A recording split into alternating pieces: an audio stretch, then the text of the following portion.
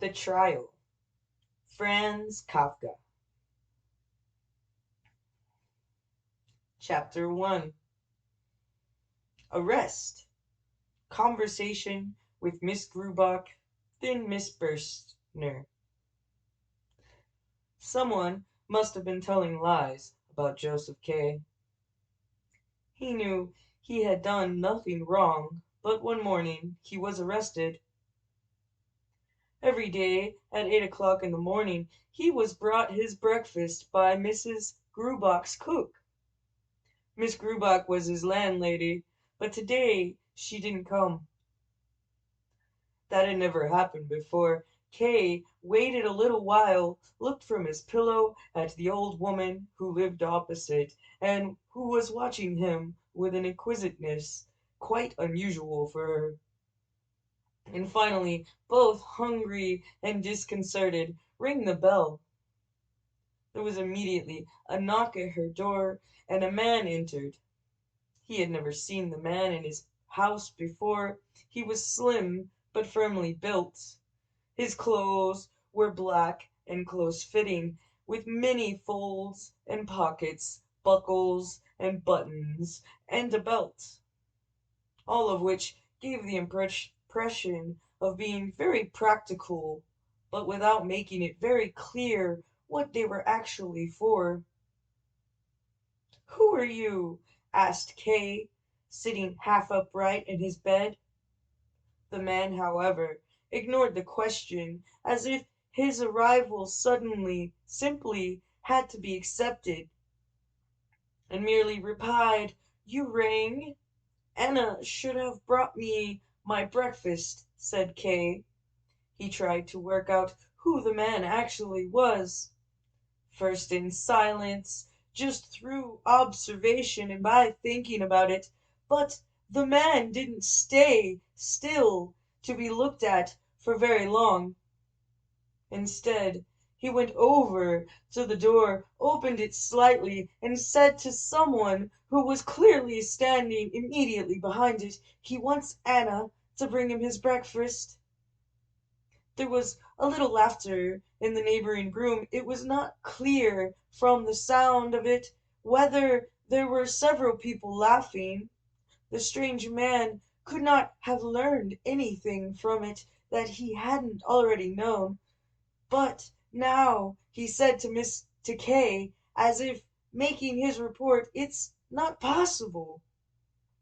"It would be the first time that happened," said Kay, as he jumped out of bed and quickly pulled on his trousers.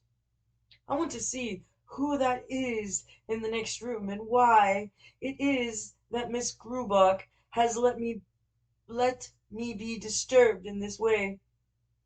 It immediately occurred to him that he needn't have said this out loud, and that he must to some extent have acknowledged their authority by doing so.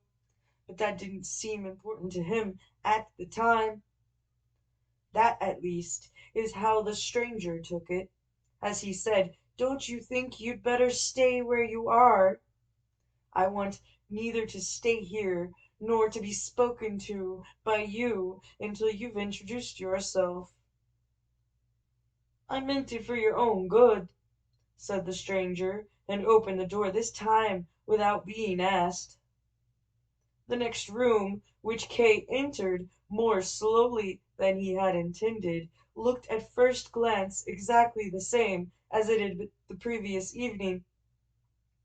It was Mrs. Grubach's living room, overfilled with furniture, tablecloths, porcelain, and photographs.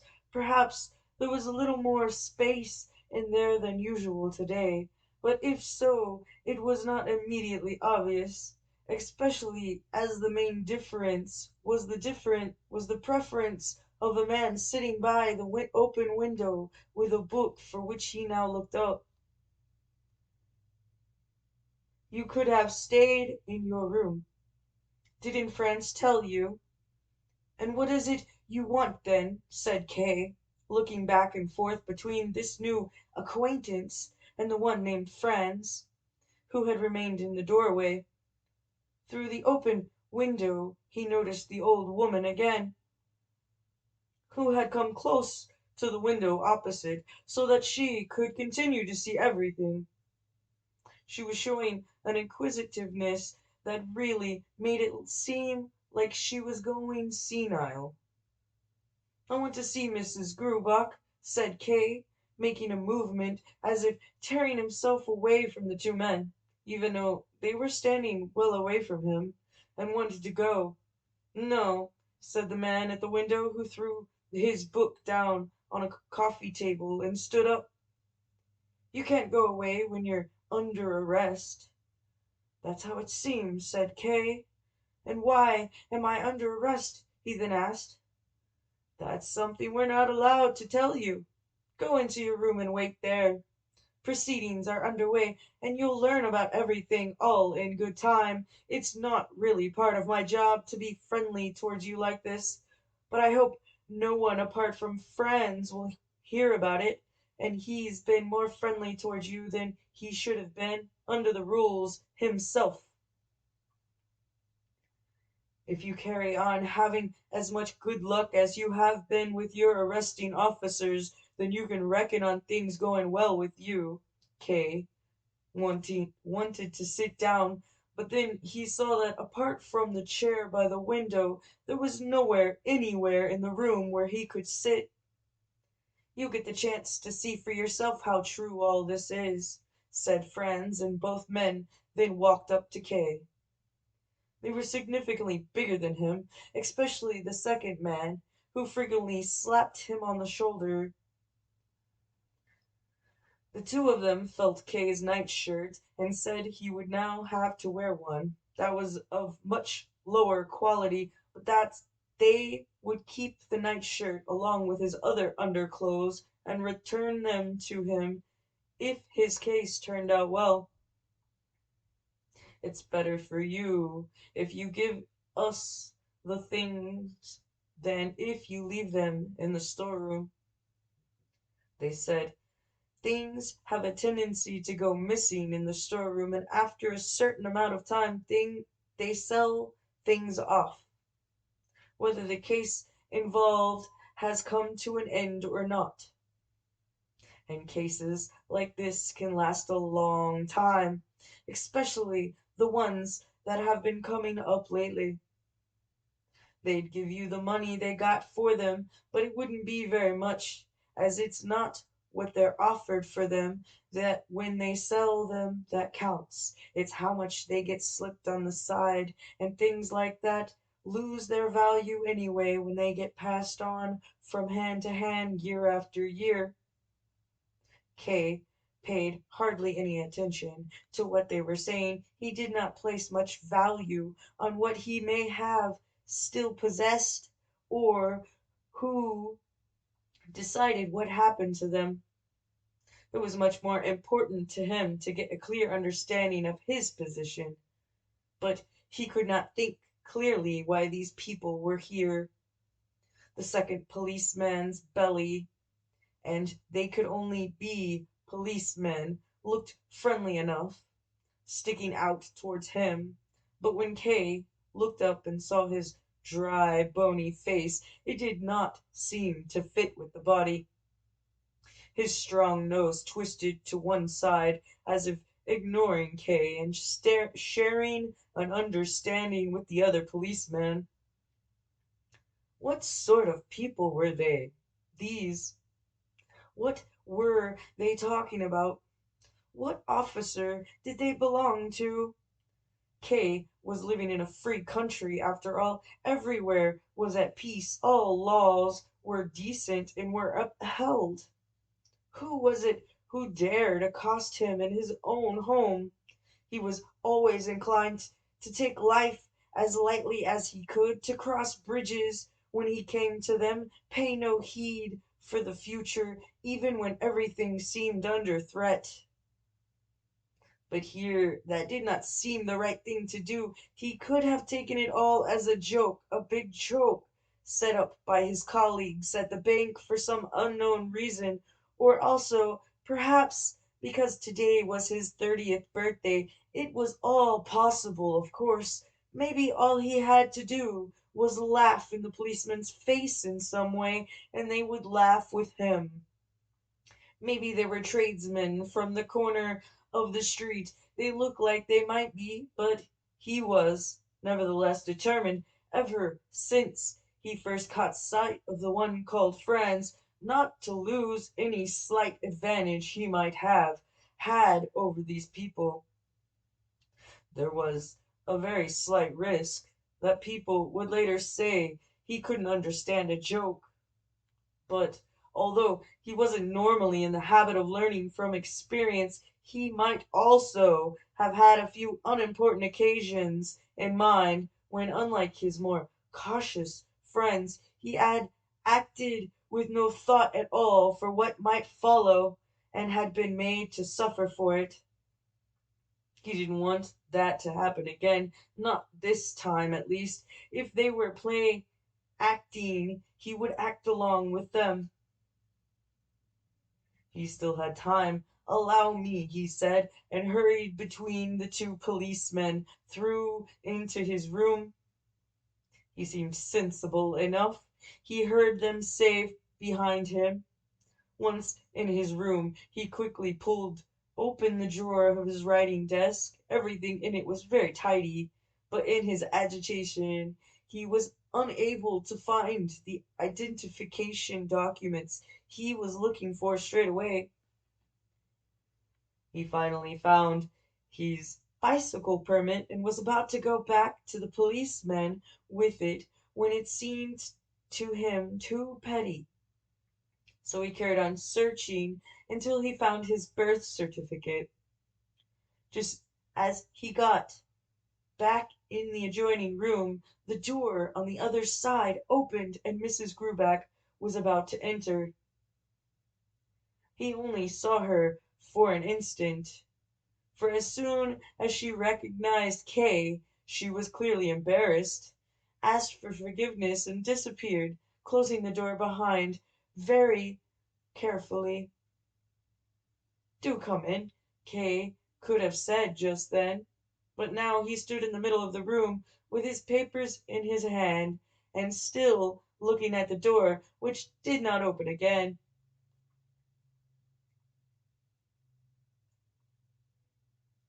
He stayed like that until he was starting out of it by the shout of the policeman who sat at the little table at the open window, and as Kay now saw, was eating his breakfast. "Why didn't she come in?" he asked. "She's not allowed to," said the big policeman. "You're not under arrest, aren't you?" "But how can I be under arrest, and how come it's like this?" "Now you're starting again," said the policeman, dipping a piece of buttered bread in the honey pot. "We don't answer questions like that." "You will have to answer them," said Kay. "Here are my identification papers. Now show me yours, and I certainly want to see the arrest warrant." "Oh, my God," said the policeman, "in a position like yours, and you think you can start giving orders, do you? It won't do you any good to get us on the wrong side, even if you think it will. We're probably more on your side than anyone else you know." "That's true, you know. You'd better believe it," said Franz, holding a cup of coffee in his hands, which he did not lift to his mouth, but looked at Kay in a way that was probably meant to be full of meaning, but could not actually be understood. Kay found himself, without intending it, in a mute dialogue with Franz, but then slapped his hand down on his papers and said, "Here are my identifying documents."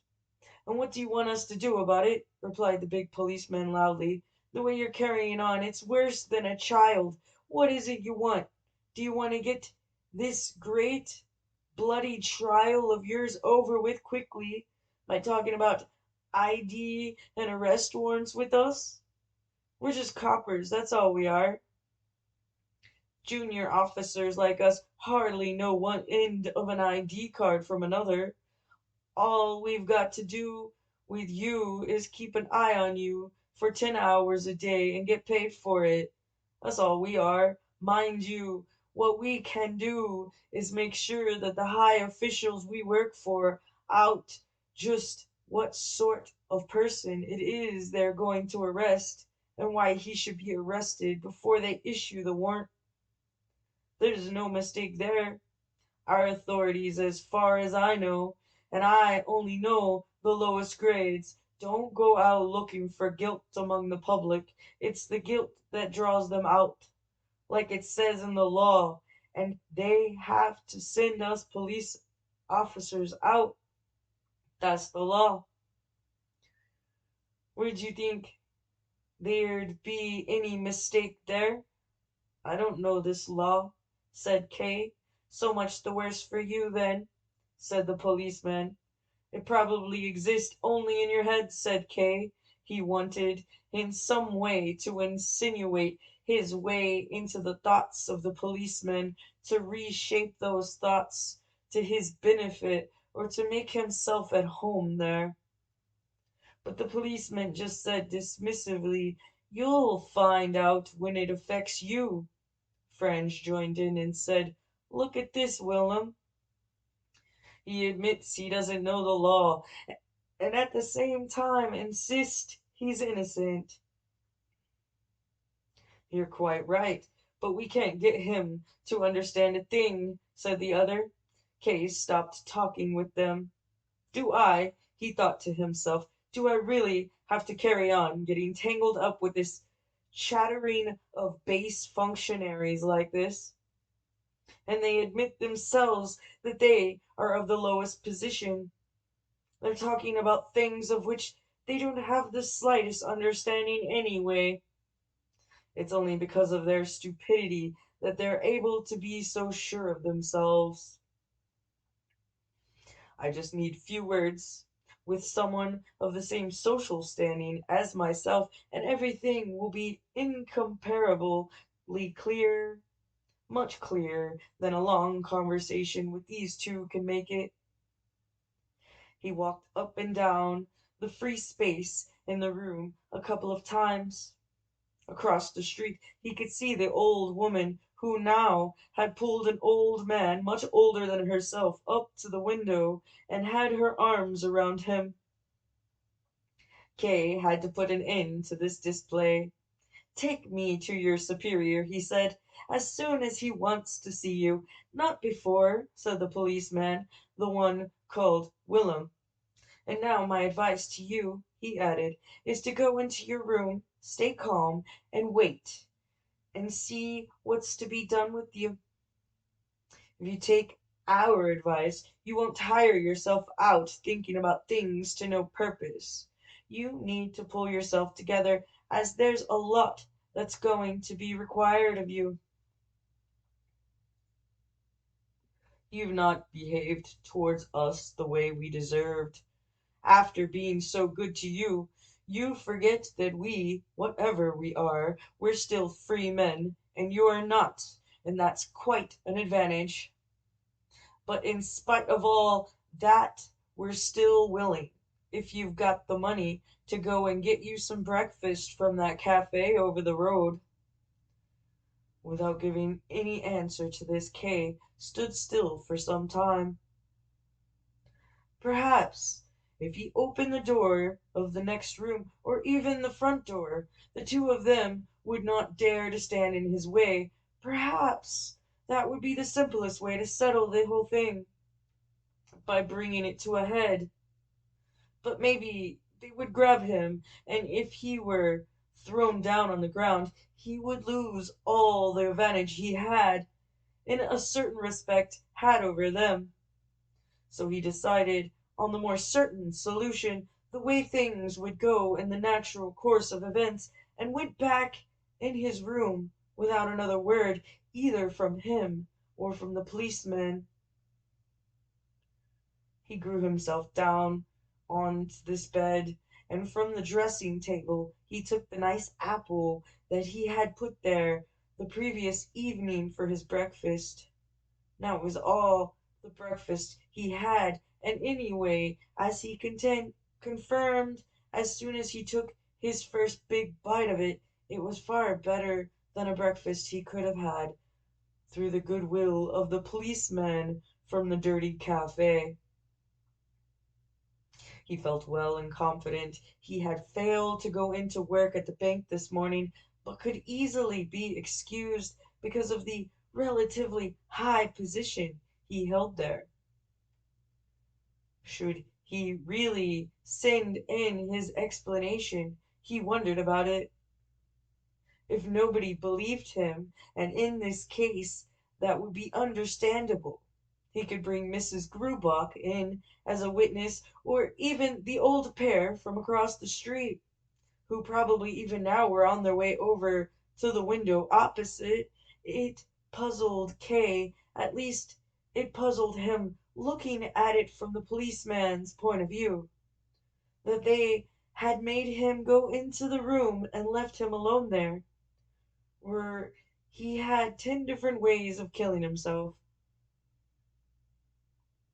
At the same time, though, he asked himself this time, looking at it from his own point of view, what reason he could have to do so.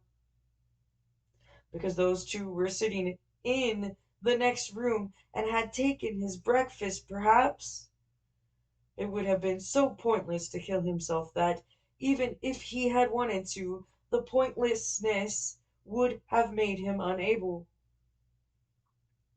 Maybe if the policemen had not been so obviously limited in their mental abilities, it could have been supposed that they had come to the same conclusion, and saw no danger in leaving him alone because of it.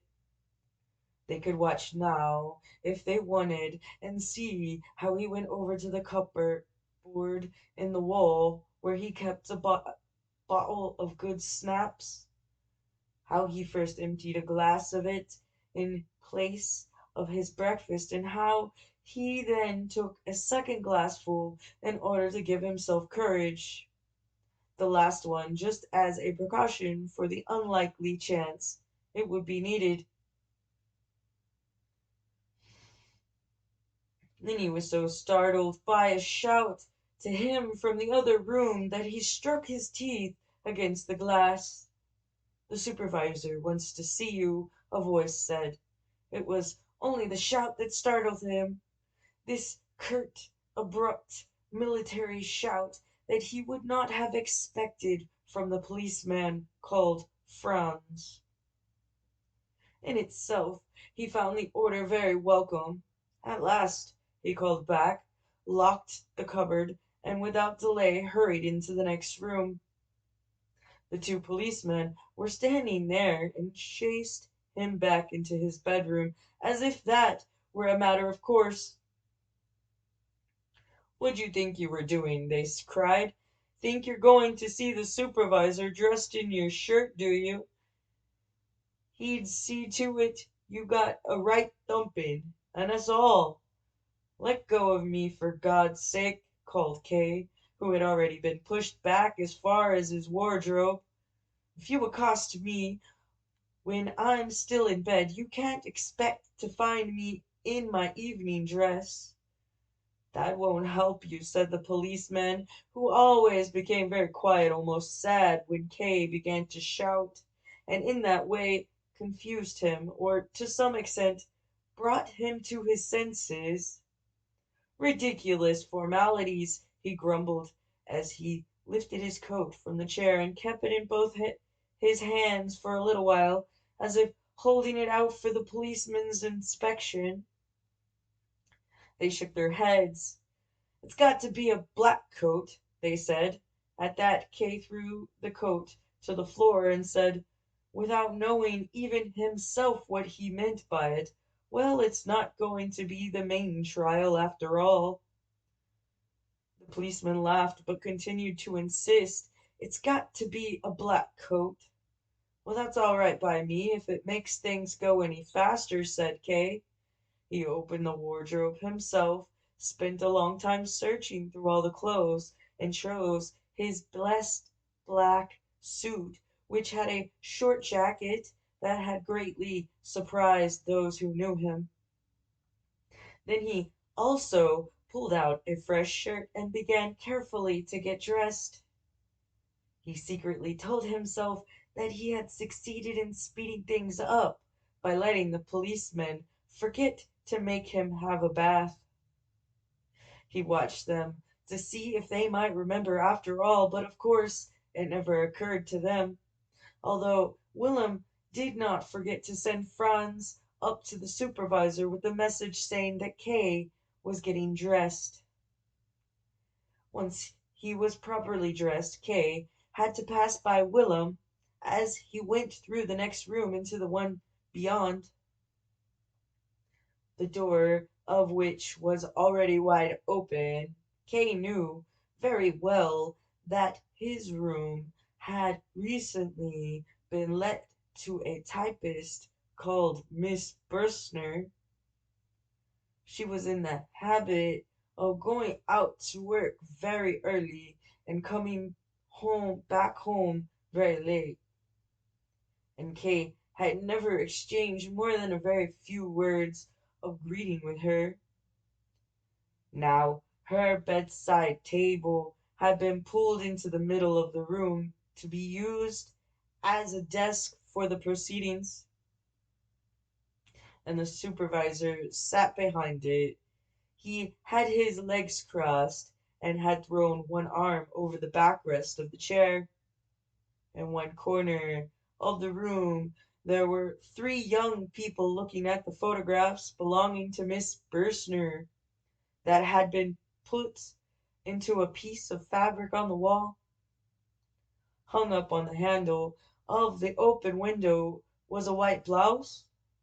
At the window across the street there was the old pair again, although now their number had increased, as behind them, and far taller than they were, stood a man with an open shirt that showed his chest, and a reddish goatee beard which he squeezed and twisted with his fingers.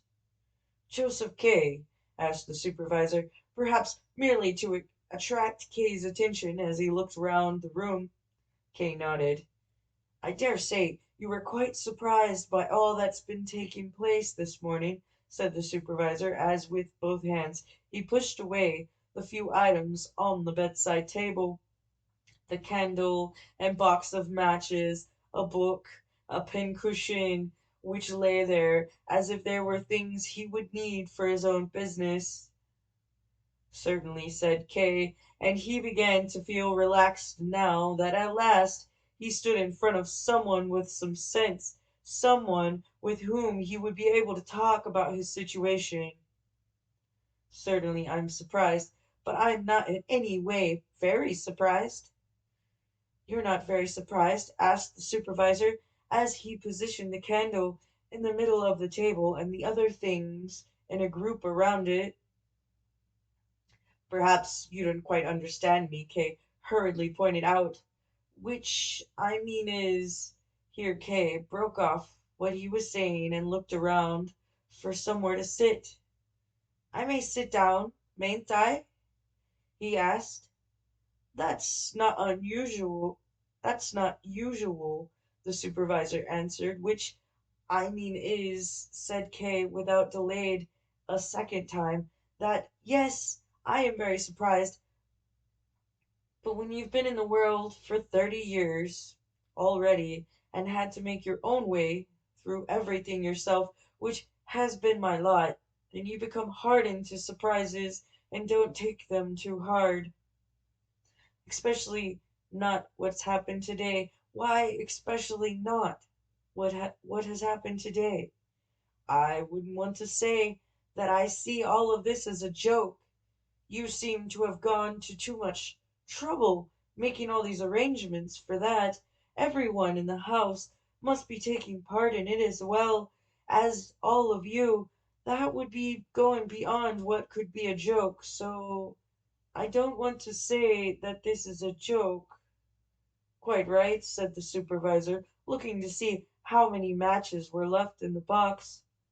"But on the other hand," Kay went on, looking round at every one there, and even wishing he could get the attention of the three who were looking at the photographs, "on the other hand, This really can't be all that important. That follows from the fact that I've been indicted, but can't think of the slightest offense for which I could be indicted. But even that is all beside the point. The main question is, who is issuing the indictment? What office is conducting this affair? Are you officials? None of you is wearing a uniform unless what you are wearing, here he turned towards Franz, is meant to be a uniform. It's actually more of a traveling suit. I require a clear answer to all these questions, and I'm quite sure that once things have been made clear, we can take our leave of each other on the best of terms. The supervisor slammed the box of matches down on the table. You're making a big mistake, he said. These gentlemen and I have got nothing to do with your business. In fact, we know almost nothing about you. We could be wearing uniforms as proper and expect as you like, and your situation wouldn't be any worse for it. As to whether you're on a charge, I can't give you any sort of clear answer to that. I don't even know whether you are or not. You're under arrest. You're quite right about that, but I don't know any more than that. Maybe these officers have been chit-chatting with you. Well, if they have, that's all it is, chit-chat. I can't give you an answer to your question, but I can give you a bit of advice. You better think less about us and what's going to happen to you and think a bit more about yourself. Stop making all this fuss about your sense of innocence. You don't make such a bad impression, but with all this fuss, you're damaging it. And you ought to do a little less talking, too. Almost everything you've said so far has been things we could have taken from your behavior. Even if you'd said no more than a few words, and what you have said has not exactly been in your favor. Kay stared at the supervisor. Was this man probably younger than he was, lecturing him like a schoolmaster? Was he being punished for his honesty with a telling off? And was he to learn nothing about the reason for his arrest or those who were arresting him? He became somewhat cross and began to walk up and down. No one stopped him doing this, and he pushed his sleeves back, felt his chest, straightened his hair, went over to the three men, said, "It makes no sense," at which these three turned round to face him and came towards him with serious expressions. He finally came again to a halt in front of the supervisor's desk. "State Attorney Hasterer is a good friend of mine," he said. "Can I telephone him?" "Certainly," said the supervisor, "but I don't know what the point of that will be. I suppose you must have some private matter you want to discuss with him." "What the point is?" shouted Kay, most disconcerted, that cross. "Who do you think you are? You want to see some point in it, while you're carrying out something as pointless as it could be? It's either to make you cry, these gentlemen first accost me, and now they sit or stand about in here and let me be hauled up in front of you.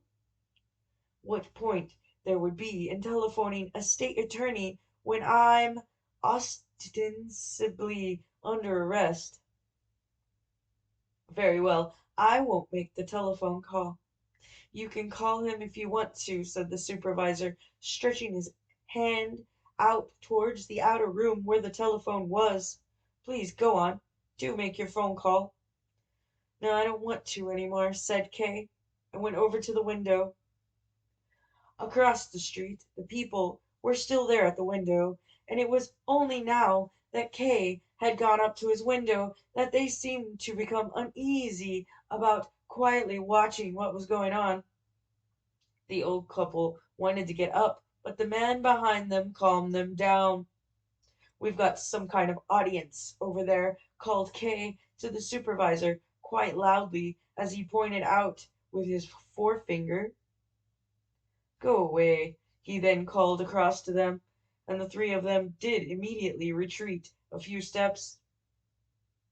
The old pair even found themselves behind the man, who then concealed them with the breadth of his body, and seemed, going by the movement of his mouth, to be saying something incomprehensible into the distance. They did not disappear entirely, though, but seemed to be waiting for the moment when they could come back to the window without being noticed. "Intrusive, thoughtless people," said Kay as he turned back into the room. The supervisor may have agreed with him, at least Kay thought that was what he saw from the corner of his eye. But it was just as possible that he had not even been listening, as he had his hands pressed firmly on the table and seemed to be comparing the length of his fingers. The two policemen were sitting on a chest covered with a colored blanket, rubbing their knees. The three young people had put their hands on their hips and were looking round aimlessly.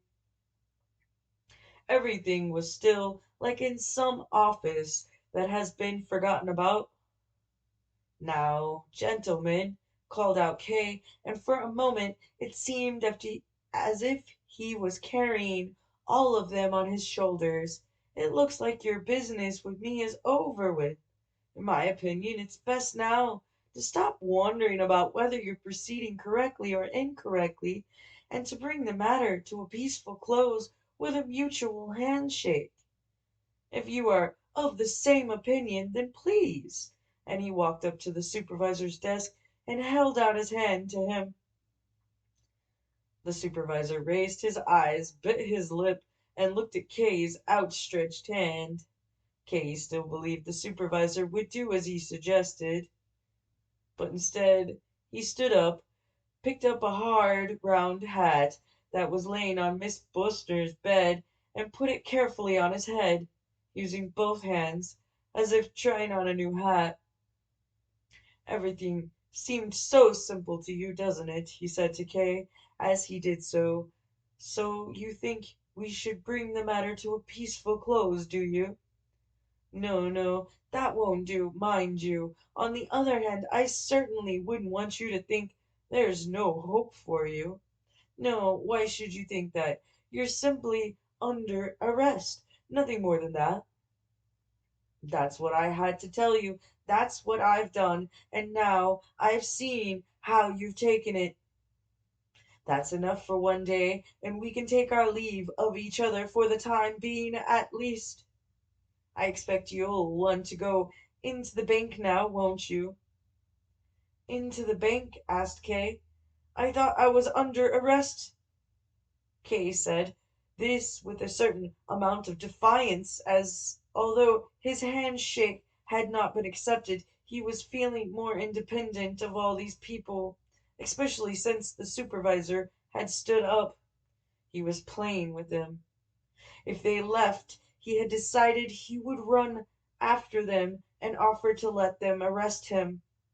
That's why he even repeated, "How can I go into the bank when I'm under arrest?" "I see you've misunderstood me," said the supervisor, who was already at the door. "It's true that you're under arrest, but that shouldn't stop you from carrying out your job, and there shouldn't be anything to stop you carrying on with your usual life. In that case, it's not too bad being under arrest," said Kay, and went up close to the supervisor. "I never meant it should be anything else," he replied. "It hardly seems to have been necessary notifying me of the arrest in that case," said Kay, and went even closer. The others had also come closer. All of them had gathered together into a narrow space by the door. "That was my duty," said the supervisor. "A silly duty," said Kay, unyielding. Maybe so, replied the supervisor. Only don't let waste our time talking on like this. I had assumed you'd be wanting to go to the bank. As you're paying close attention to every word, I'll add this. I'm not forcing you to go to the bank. I just assumed you wanted to. And to make things easier for you and to let you get to the bank with as little fuss as possible, I've put these three gentlemen, colleagues of yours, at your disposal. What's that? Exclaimed Kay, and looked at the three in astonishment. He could only remember seeing them in their group by the photographs. These characterless, anemic young people were indeed officials from his bank, not colleagues of his. That was putting it too high, and it showed a gap in the omniscience of the supervisor, but they were nonetheless junior members of staff at the bank. How could Kay have failed to see that? How occupied he must have been with the supervisor and the policeman not to have recognized these three. Robin Steiner, with his stiff demeanor and swinging hands, Kullak, with his blond hair and deep-set eyes, and Kaminer, with his involuntary grin caused by chronic muscle spasms. "Good morning," said Kay, after a while, extending his hands to the gentlemen as they bowed correctly to him. "I didn't recognize you at all, so we'll go into the work now, shall we?" The gentleman laughed and nodded enthusiastically, as if that was what they had been waiting for all the time, except that Kay had left his hat in his room, so they all dashed, one after another, into the room to fetch it, which caused a certain amount of embarrassment. Kay stood where he was and watched them through the open double doorway. The last to go, of course, was the apathetic Robin Steiner, who had broken into no more than an elegant trot. Kaminer got to the hat, and Kay, as he often had to do at the bank, forcibly reminded himself that the grin was not deliberate, that he in fact wasn't able to grin deliberately. At that moment Miss Grubach opened the door from the side hallway into the living room, where all the people were. She did not seem to feel guilty about anything at all, and Kay, as often before, looked down at the belt of her apron, which for no reason cut so deeply into her hefty body. Once downstairs, Kay, with his watch in his hand, decided to take a taxi. He had already been delayed by half an hour, and there were no need to make the delay any longer. Commoner ran to the corner to summon it, and the two others were making obvious efforts to keep Kay diverted when Kullak pointed to the doorway of the house. On the other side of the street where the large man with the blond goatee beard appeared, and a little embarrassed at first at letting himself be seen in his full height, stepped back to the wall and leant against it. The old couple were probably still on the stairs. Kay was cross with Kullak for pointing out this man whom he had already seen himself, in fact, whom he had been expecting. "Don't look at him," he snapped, without noticing how odd it was to speak to free men in this way. But there was no explanation needed anyway, as just then the taxi arrived. They sat inside and set off. Inside the taxi, Kay remembered that he had not noticed the supervisor and the policeman leaving. The supervisor had stopped him noticing the three bank staff, and now the three bank staff had stopped him noticing the supervisor. This showed that Kay was not very attentive, and he resolved to watch himself more carefully in this respect. Nonetheless, he gave it no thought as he twisted himself round and leant over onto the rear shelf of the car to catch sight of the supervisor and the policeman if he could. But he turned back round straightway and leant comfortably into the corner of the taxi without even having made the effort to see anyone. Although it did not seem like it, now was just the time when he needed some encouragement. But the gentleman seemed tired just then. Robin Steiner looked out of the car to the right, Culloch to the left, and only Commoner was there with his grin at Kay's service. It would have been inhumane to make fun of that. That spring, whenever possible, Kay usually spent his evenings after work. He usually stayed in the office until 9 o'clock, with a short walk, either by himself or in the company of some of the bank officials, and then he would go into a pub, where he would sit at the regulars' table with mostly older men until 11.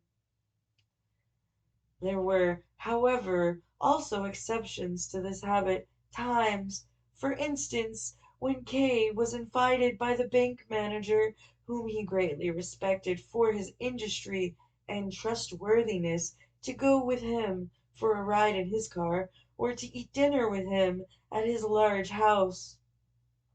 Kay would also go once a week to see a girl called Elsa, who worked as a waitress in a wine bar, through the night until late in the morning. During the daytime she only received visitors while still in bed. That evening, though, the day had passed quickly with a lot of hard work, and many respectful, friendly birthday greetings, Kate wanted to go straight home. Each time he had any small break from the day's work, he considered, without knowing exactly what he had in mind, that Miss Grubach's flat seemed to be been put into great disarray by the events of the morning, and that it was up to him to put it back into order.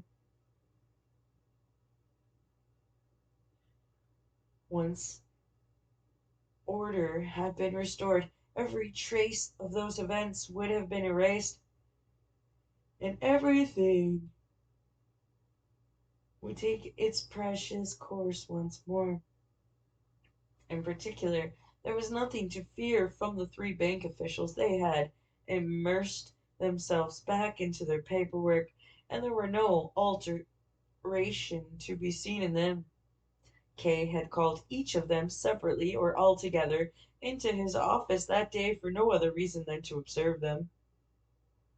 He was always satisfied, and had always been able to let them go again.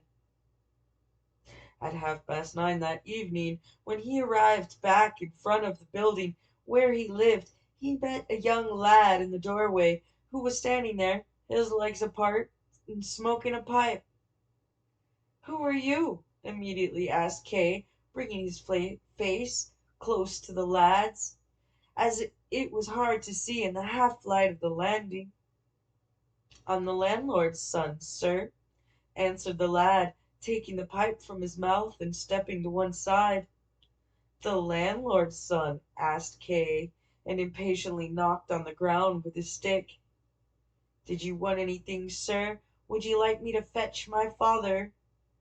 "No, no," said Kay. There was something forgiving in his voice, as if the boy had harmed him in some way and he was excusing him.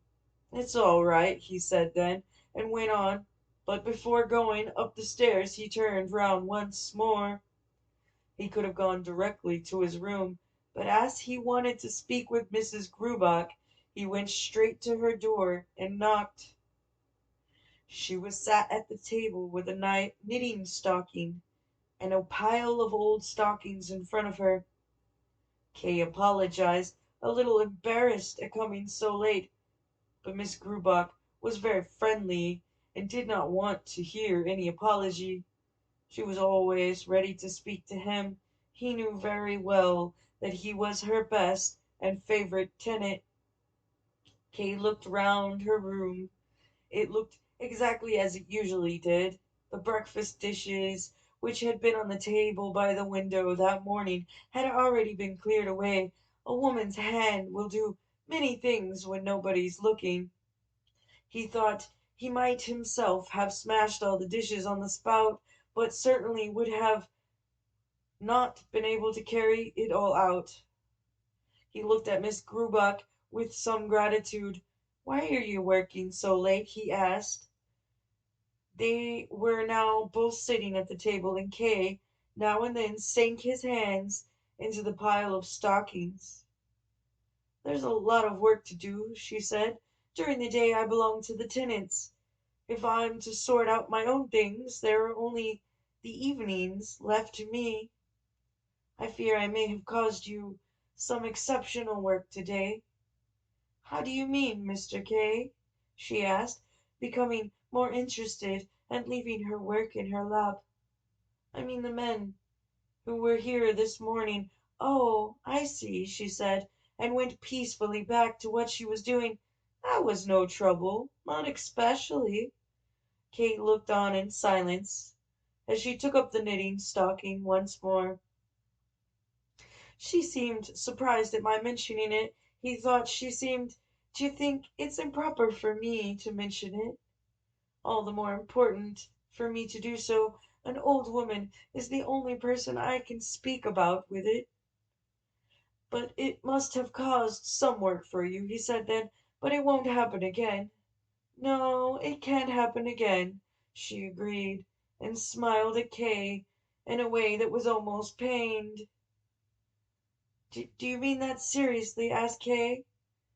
"Yes," she said more gently, "but the important thing is you mustn't take it too hard. There are so many awful things happening in the world. As you're being so honest with me, Mr. K, I can admit to you that I listened to a little of what was going on from behind the door, and that those two policemen told me one or two things as well. It's all to do with your happiness, and that's something that's quite close to my heart, perhaps more than it should be, as I am, after all, only your landlady. Anyway, so I heard one or two things, but I can't really say that it's about anything very serious. No, you have been arrested, but it's not in the same way as when they arrest a thief. If you're arrested in the same way as a thief, then it's bad, but an arrest like this, it seems to me that it's something very complicated. Forgive me if I'm saying something stupid, something very complicated that I don't understand, but something that you don't really need to understand anyway." "There's nothing stupid about what you've said, Mrs. Grubach. Or at least I partly agree with you, only the way I judge the whole thing is harsher than yours, and think it's not only not something complicated, but simply a fuss about nothing. I was just caught unawares, that's what happened.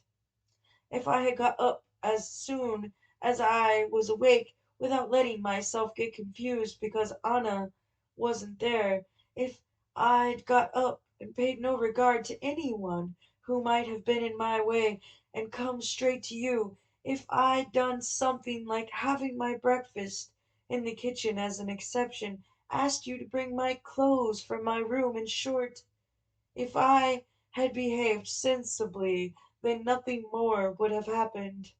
Everything that was waiting to happen would have been stifled. People are so often unprepared.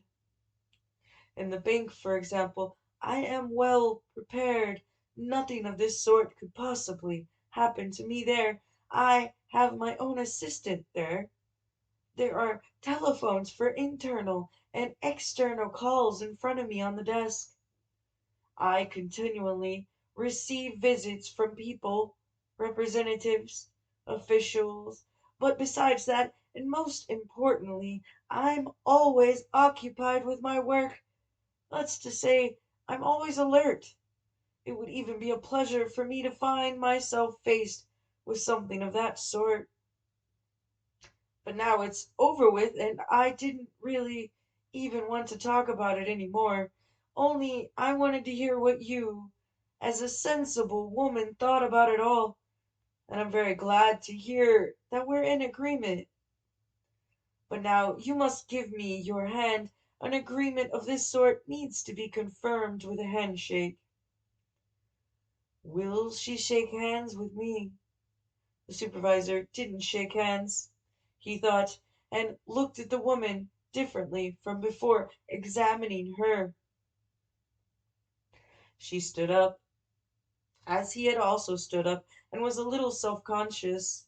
She hadn't been able to understand everything that Kay said. As a result of this self-consciousness, she said something that she certainly did not intend and certainly was not appropriate. "Don't take it so hard, Mr. K," she said, with tears in her voice, and also, of course, forgetting the handshake. "I didn't know I was taking it hard," said Kay, feeling suddenly tired, and seeing that if this woman did agree with him, it was of little value.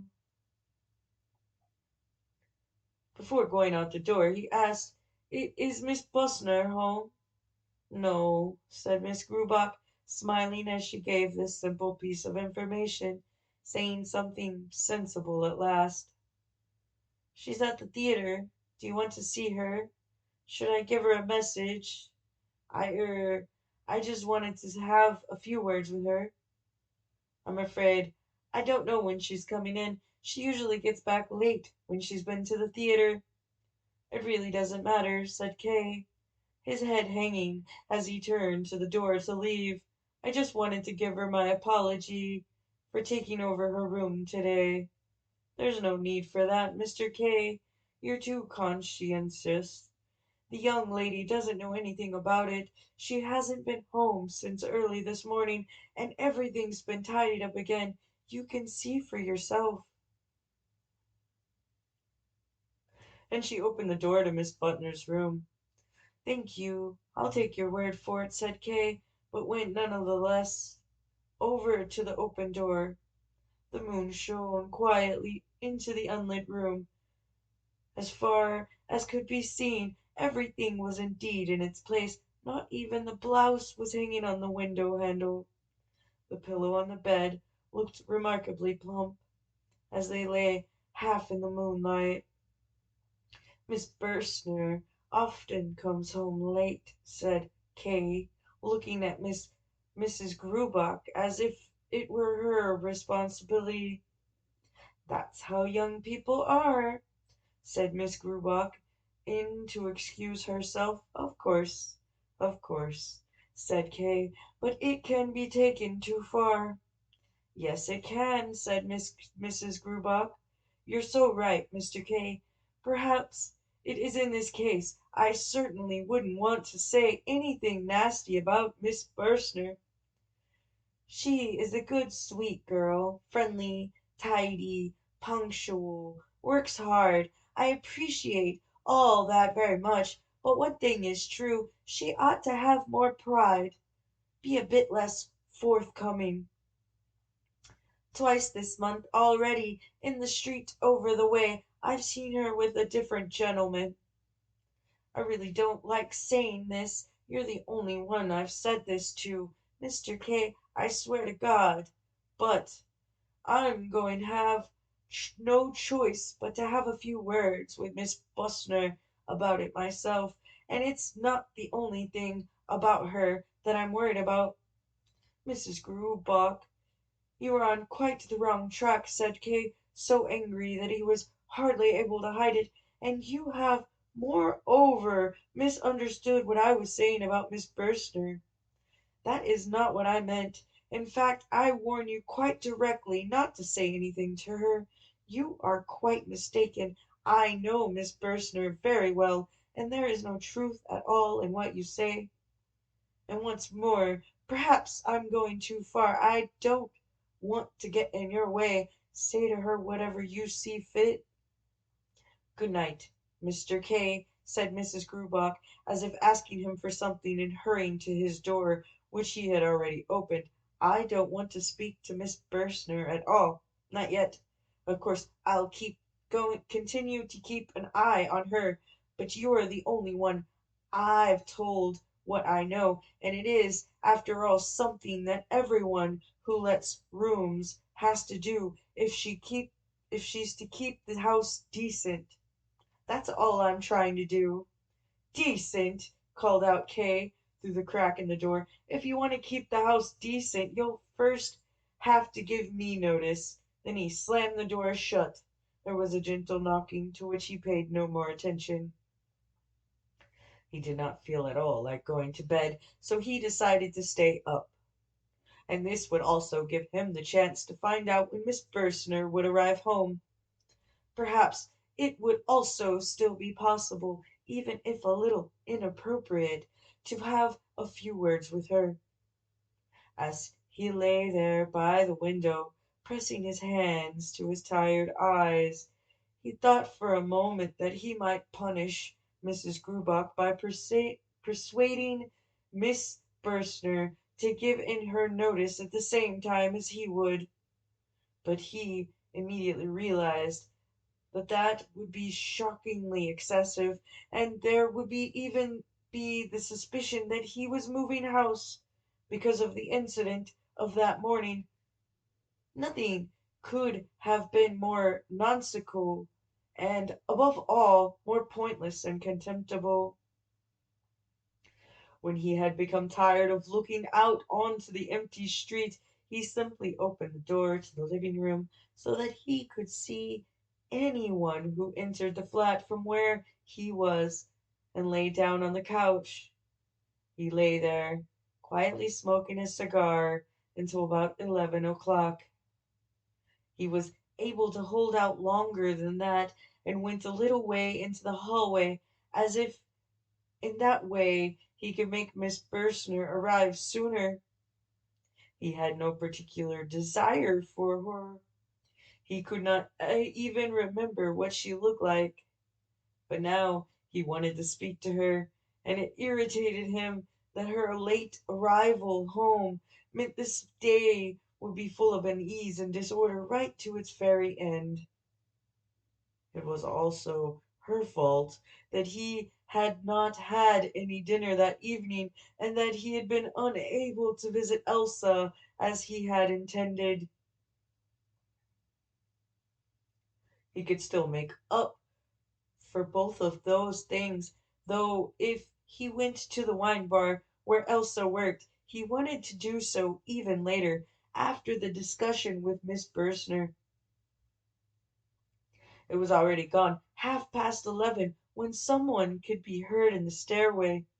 Kay, who had been lost in his thoughts in the hallway, walking up and down loudly as if it were his own room, fled behind his door. Miss Bursner had arrived shivering. She pulled a silk shawl over her slender shoulders as she locked the door. The next moment she would certainly go into her room, where Kay ought not to intrude in the middle of the night. That meant he would have to speak to her now, but unfortunately he had not put the electric light on in his room, so that when he stepped out of the dark it would give the impression of being attacked, and would certainly, at the very least, have been quite alarming. There was no time to lose, and in his helplessness he whispered through the crack of the door, "Miss Bursner." It sounded like he was pleading with her, not calling to her. "Is there someone there?" asked Miss Bursner, looking round, with her eyes wide open. "It's me," said Kay, and came out. "Oh, Mr. Kay," said Miss Bursner with a smile. "Good evening," and offered him her hand. "I wanted to have a word with you, if you would allow me." "Now?" asked Miss Bursner. "Does it have to be now? It is a little odd, isn't it? I've been waiting for you since 9 o'clock." "Well, I was at the theater. I didn't know anything about you waiting for me." The reason I need to speak to you only came up today. I see. Well, I don't see why not. I suppose, apart from being so tired I could drop, came into my room for a few minutes then. We certainly can't talk out here. We'd wake everyone up, and I think that would be more unpleasant for us than for them. Wait here till I put the light on in my room, and then turn the light down out here. Kay did as he was told, and then even waited until Miss Burstner came out of her room and quietly invited him in once more to come in. Sit down, she said, indicating the ottoman where while she herself remained standing by the bedpost. Despite the tiredness she had spoken of, she did not even take off her hat, which was small but decorated with an abundance of flowers. What is it you wanted, then? I'm really quite curious. She gently crossed her legs. I expect you'll say, Kay began, that the matter really isn't all that urgent and we don't need to talk about it right now, but I never listen to introductions, said Miss Bursner. That makes my job so much easier, said Kay. This morning, to some extent through my fault, your room was made a little untidy. This happened because of people I did not know and against my will, but as I said, because of my fault. I wanted to apologize for it. My room? Asked Miss Buster, and instead of looking round the room scrutinized Kay. Is it true? Said Kay, and now for the first time they looked at each other in the eyes. There's no point in saying exactly how this came about. That's the interesting thing about it. No. Well then, I don't want to force my way into any secrets. If you insist that it's of no interest, I won't insist. I'm quite happy to forgive you for it, as you ask, especially as I can't see anything at all that's been left untidy. With her hand laid flat on her lower hip, she made a tour of the room. At the mat where the photographs were, she stopped. Look at this. My photographs really have been put in the wrong places. Oh, that's horrible. Someone really had been in my room without permission. Kay nodded, and quietly cursed Kaminer, who worked at his bank, and who was always active doing things that had neither use nor purpose. It is odd, said Miss Bursner, that I am forced to forbid you to do something that you ought to have forbidden yourself to do, namely, to come into my room when I am not here. But I did explain to you, said Kay, and went over to join her by the photographs, that it wasn't me who interfered with your photographs, but as you don't believe me, I'll have to admit that the investigating committee brought along 3 bank employees with them. One of them must have touched your photographs, and as soon as I get the chance, I'll ask to have him dismissed from the bank. Yes, there was an investigating committee here, added Kay, as the young woman was looking at him inquiringly. Because of you? She asked. Yes, answered Kay. No, the lady cried with a laugh. Yes, they were, said Kay. You believe that I'm innocent, then do you? Well, now, innocent, said the lady. I don't want to start making any pronouncements that might have serious consequences.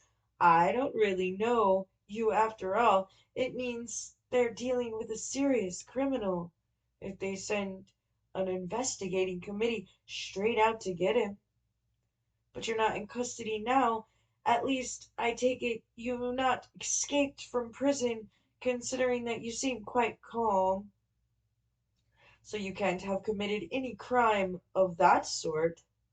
Yes, said Kay, but it might be that the investigating committee could see that I'm innocent, or not so guilty as had been supposed.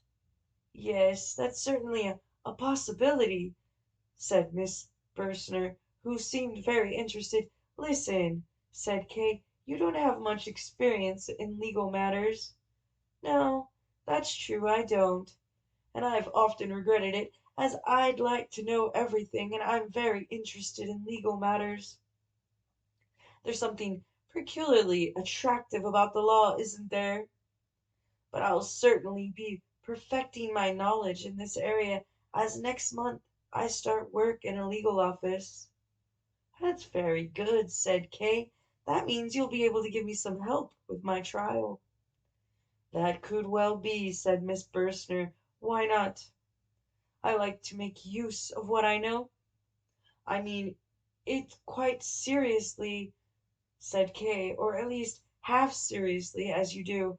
This affair is too petty to call in a lawyer, but I could make good use of someone who could give me advice. Yes, but if I'm going to give you advice, I'll have to know what it's all about, said Miss Bursner. That's exactly the problem, said Kay. I don't know that myself. So you have been making fun of me, then, said Miss Bursner, exceedingly disappointed. You really ought not to try something like that on this time of night. And she stepped away from the photographs where they had stood so long together. Miss Bursner, no, I'm not making fun of you. Please believe me. I've already told you everything I know, more than I know, in fact, as it actually wasn't even an investigation committee. That's just what I called them, because I don't know what else to call them. There was no cross questioning at all. I was merely arrested, but by a committee. Miss Bursner sat on the ottoman and laughed again. What was it like then? She asked. It was terrible, said Kay. Although his mind was no longer on the subject, he had become totally absorbed by Miss Bursner's gaze, who was supporting her chin on one hand, the elbow rested on the cushion of the ottoman, and slowly stroking her hip with the other. That's too vague, said Miss Bursner. What's too vague? Asked Kay. Then he remembered himself and asked, Would you like me to show you what it was like? He wanted to move in some way, but did not want to leave. I'm already tired, said Miss Bursner. You arrived back so late, said Kay. Now you've started telling me off. Well, I suppose I deserve it, as I shouldn't have let you in here in the first place. And it turns out there wasn't even any point. Oh, there was a point. You'll see now how important a point it was, Miss said Kay. May I move this table away from the bedside and put it here? What do you think you're doing? Said Miss Bursner. Of course you can't. In that case, I can't show you, said Miss Kay, quite upset, as if Miss Bursner had committed some incomprehensible offence against him. All right, then.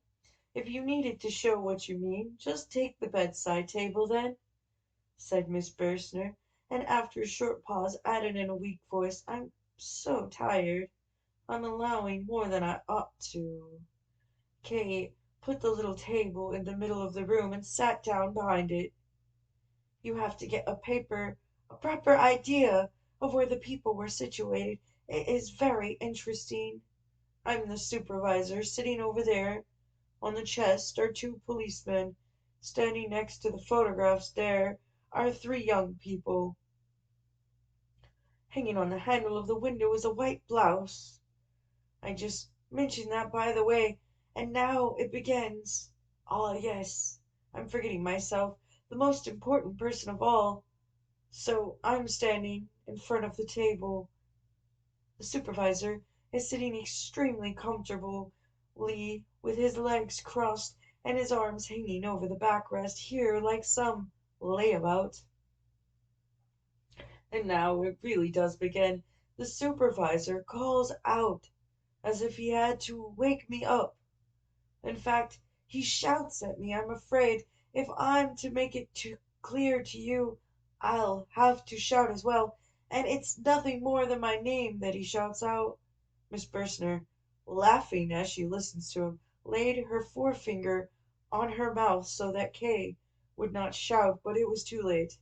Kay was too engrossed in his row, and slowly called out, "Joseph Kay!"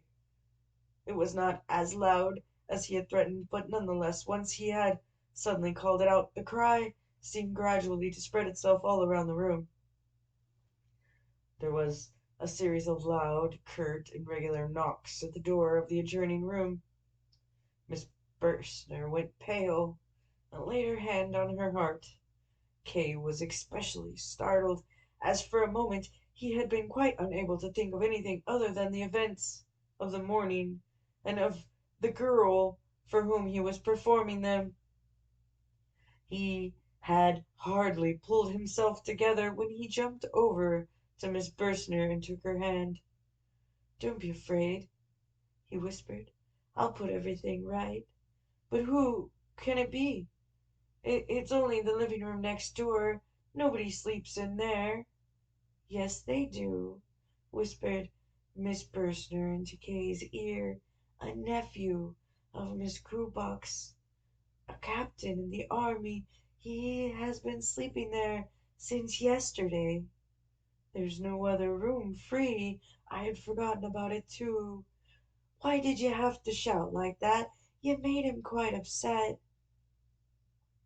"There is no reason for it," said Kay, now as she sank back onto the cushion, kissed her forehead.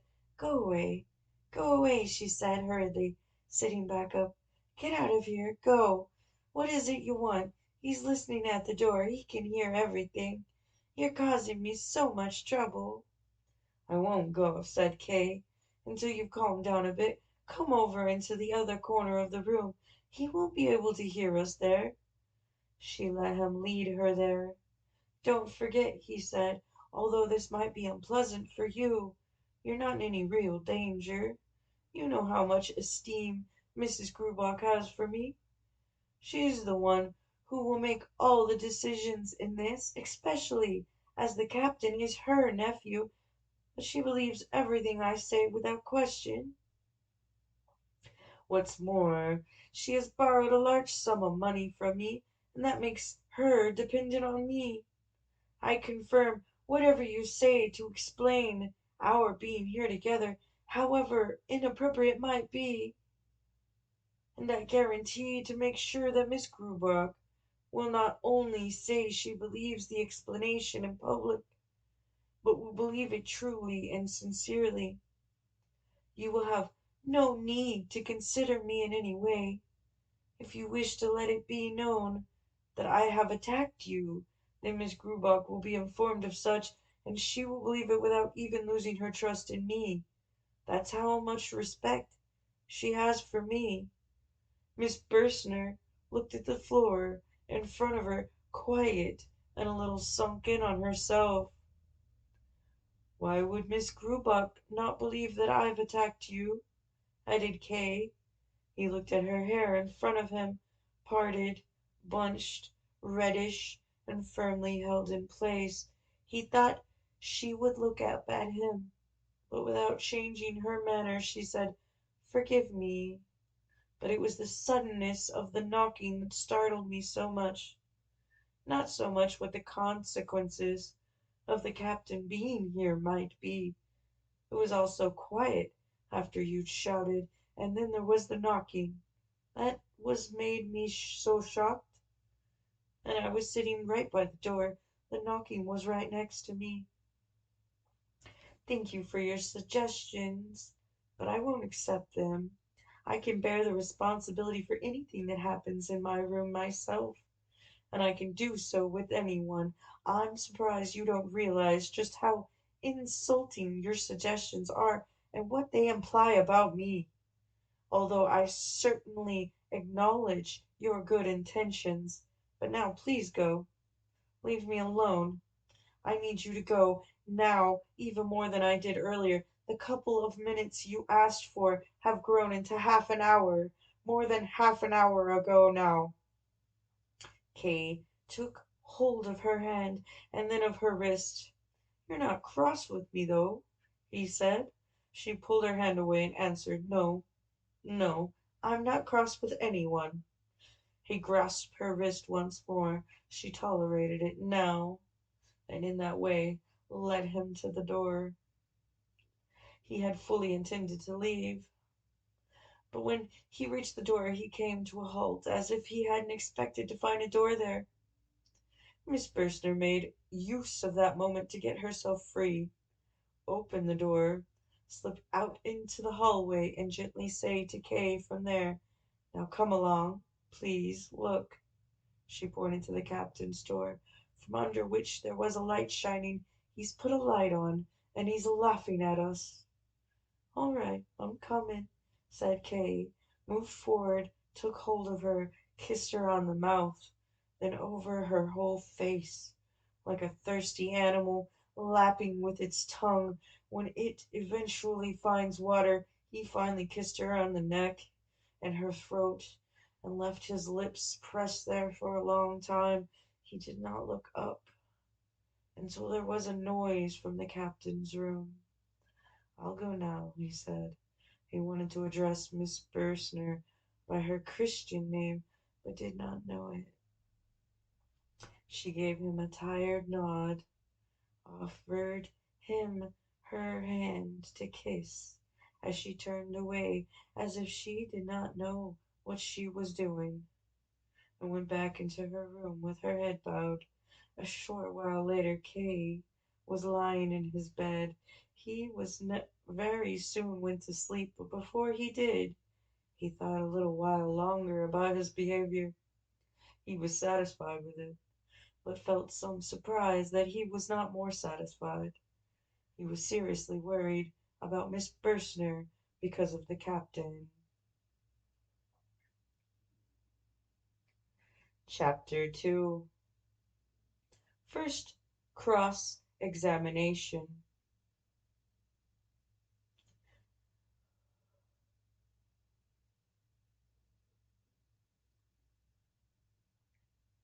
Kay was informed by telephone that there would be a small hearing concerning his case that following Sunday.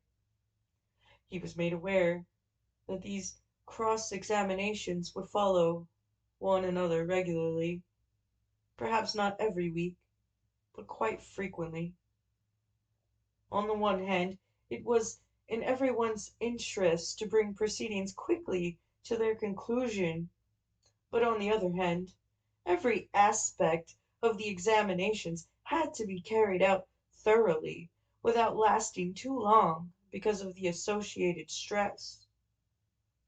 For these reasons, it had been decided to hold a series of brief examinations, following on one after another.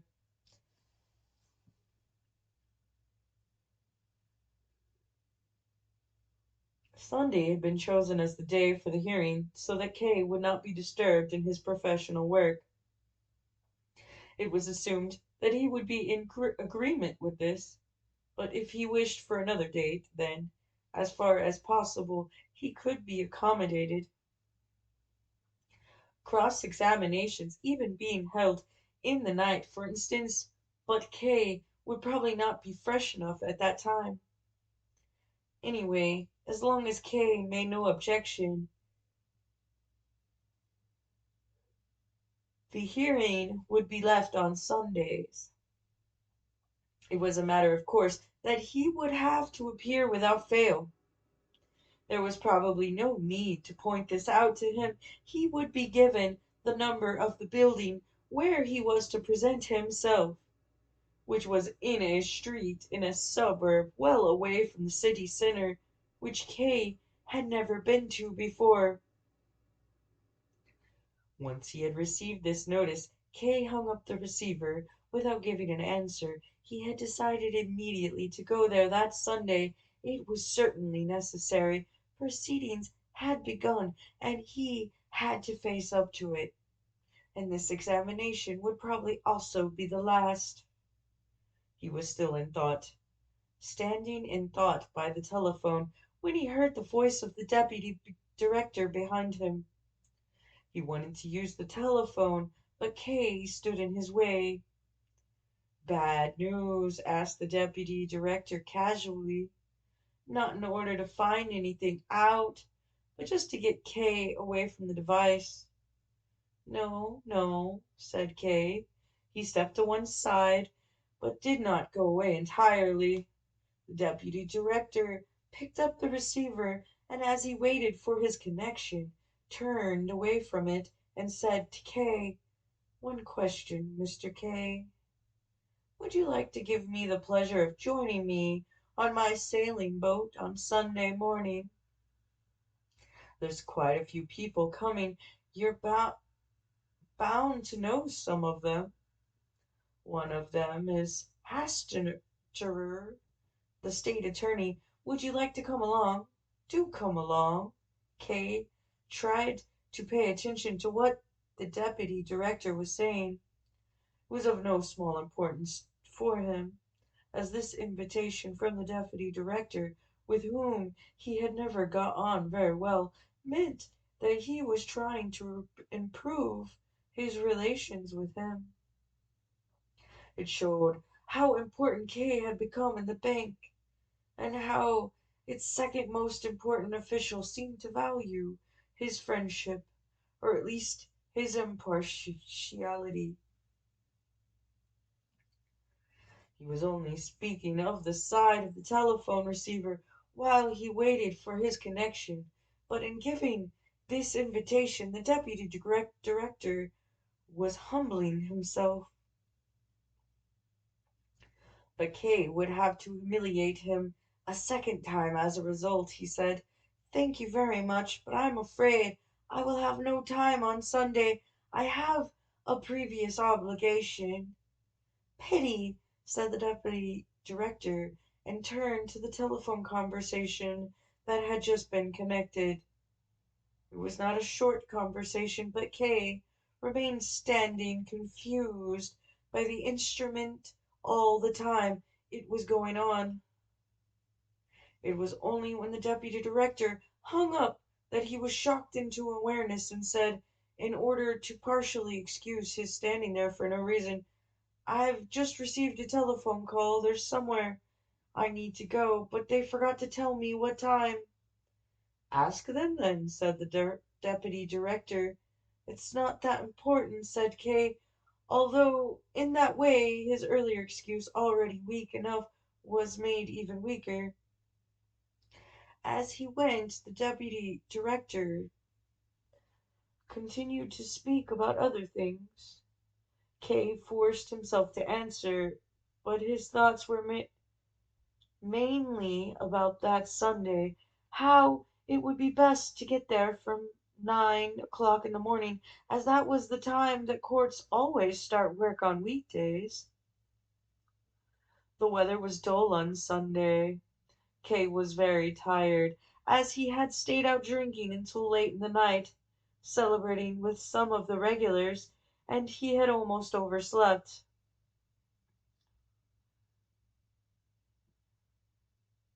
He dressed hurriedly, without the time to think and assemble the various plans he had worked out during the week. With no breakfast, he rushed to the suburb he had been told about.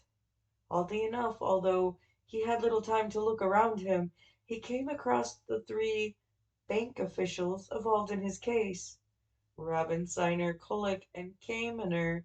The first two were traveling in a tram that went across Kay's route, but Kaminer sat on the terrace of a cafe and leant curiously over the wall as Kay came over.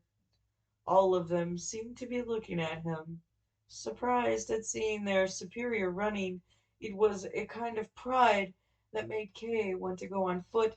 This was his affair, and the idea of any help from strangers, however slight, was repulsive to him. He also wanted to avoid asking for anyone's help, because that would initiate them into the affair, even if only slightly.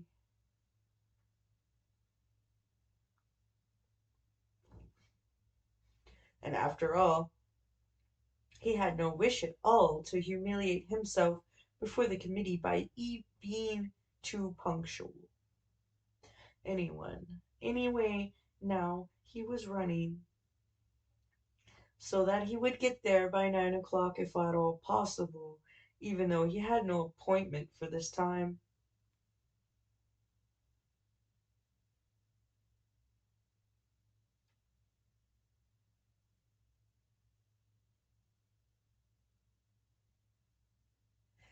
He had thought that he would recognize the building from a distance by some kind of sign without knowing exactly what the sign would look like, or from some particular kind of activity outside the entrance. Kay had been told that the building was in Julius Strauss, but when he stood at the street's entrance, it consisted on either side of almost nothing but monstrous gray construction, tall buildings of flats occupied by poor people. Now, on a Sunday morning, most of the windows were occupied. Men, in their shirt sleeves, leant out smoking, or carefully and gently held small children on the sill. Other windows were piled up with bedding. Above, with the disheveled head of a woman would briefly appear, people called out to each other across the street. One of the calls provoked a loud laugh about Kay himself. It was a long street, and spaced evenly doing it were small shops below street level selling various kinds of foodstuffs, which you reached by going down a few steps. Women went in and out of them or stood chatting on the steps. A fruitmonger, taking his goods up to the window, was just as inattentive as Kay and nearly knocked him down with his cart. Just then a gramophone, which in better parts of the town would have been seen as worn out, began to play some murderous tune. Kay went further into the street slowly, as if he had plenty of time now, or as if the examining magistrate were looking at him from one of the windows, and therefore knew that Kay had found his way there. It was shortly after 9. The building was quite far down the street.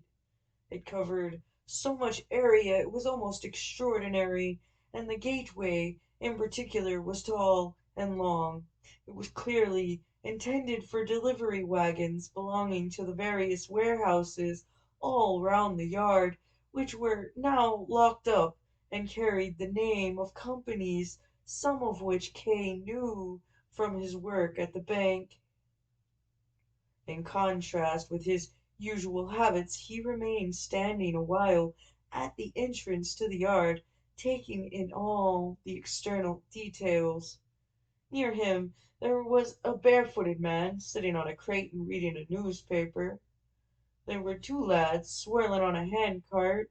In front of a pump stood a weak young girl in a bed jacket, who, as the water flowed into her can, looked at Kay.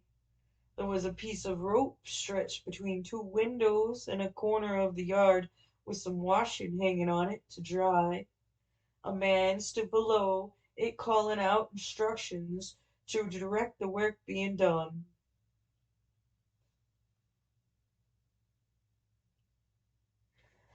Kay went over to the stairway to get to the room where the hearing was to take place, but then stood still again, as beside these steps he could see three other stairway entrances, and there also seemed to be a small passageway at the end of the yard leading into a second yard. It irritated him that he had not been given more precise directions to the room. It meant they were either being especially neglectful with him or especially indifferent, and he decided to make that clear to them very loudly and very unambiguously. In the end, he decided to climb up the stairs, his thoughts playing on something that he remembered the policeman Wilhelm saying to him, that the court is attracted by the guilt, from which it followed that the courtroom must be on the stairway, that Kay selected by chance.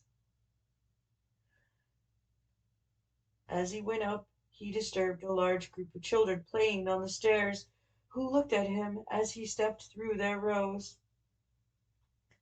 Next time I come here, he said to himself, I must either bring sweets with me, make them like me, or a stick to hit them with. Just before he reached the first landing, he even had to wait a little while until the ball had finished its movement. Two small lads with sly faces like grown-up scoundrels held him by his trouser legs until it had. If he were to shake them off, he would have to hurt them, and he was afraid of what noise they would make by shouting. On the first floor, his search began for real. He still felt unable to ask for the investigating committee, and so he invented a joiner called Lands. That name occurred to him because the captain, Mrs. Grubach's nephew, was called Lands, so that he could ask at every flat whether Lands the joiner lived there, and thus obtain a chance to look into the rooms. It turned out, though, that was mostly possible without further ado, as almost as the doors were left open the children ran in and out. Most of them were small, one-windowed rooms, where they also did the cooking. Many women held babies in one arm and worked at the stove with the other, half-grown girls who seemed to be dressed in just their pinafores worked hardest, running to and fro. In every room the beds were still in use by people who were ill or still asleep, or people stretched out on them in their clothes. Kay knocked at the flats where the doors were closed and asked whether Lands the joiner lived there. It was usually a woman who opened the door, heard the inquiry, and turned to somebody in the room who would raise himself from the bed. The gentleman asking if a joiner called Lands lives here. A joiner called Lands, he would ask from the bed. That's right, Kay would say, although it was clear that the investigating committee was not to be found there, and so his task was at an end. There were many who thought it must be very important for Kay to find Lands the joiner, and thought long about it, naming a joiner who was not called Lands, or giving name that had some vague similarity with Lands, or they asked neighbors, or accompanied Kay to a door a long way away where they thought someone of that sort might live in the back part of the building, or where someone would be who could advise Kay better than they could themselves. Kay eventually had to give up, asking if he did not want to be led around all around from floor to floor in this way. He regretted his initial plan, which had at first seemed so practical to him. As he reached the fifth floor, he decided to give up his search, took his leave of a friendly young worker who wanted to lead him on still further, and went down the stairs. But then the thought of how much time he was wasting made him cross. He went back again and knocked on the first door on the fifth floor. The first thing he saw in the small room was a large clock on the wall, which already showed 10 o'clock. Is there a joiner called Lands who lives here? He asked. Pardon, said a young woman with black shining eyes, who was at the moment washing children's underclothes in a bucket. She pointed her wet hands towards the door open of the adjoining room. Kay thought he had stepped into a meeting. A medium-sized two-window room was filled with the most diverse crowd of people. Nobody paid any attention to the person who had just entered. Close under its ceiling it was surrounded by a gallery which was also fully occupied, and where the people could only stand bent down with their heads and their backs touching the ceiling. Kay, who found the air too stuffy, stepped out again and said to the young woman, who had probably misunderstood what he had said, I asked for a joiner, someone by the name of Lands. Yes, said the woman, please go on in. Kay would probably not have followed her if the woman had not gone up to him, taken hold of the door handle, and said, I'll have to close the door after you. No one else will be allowed in.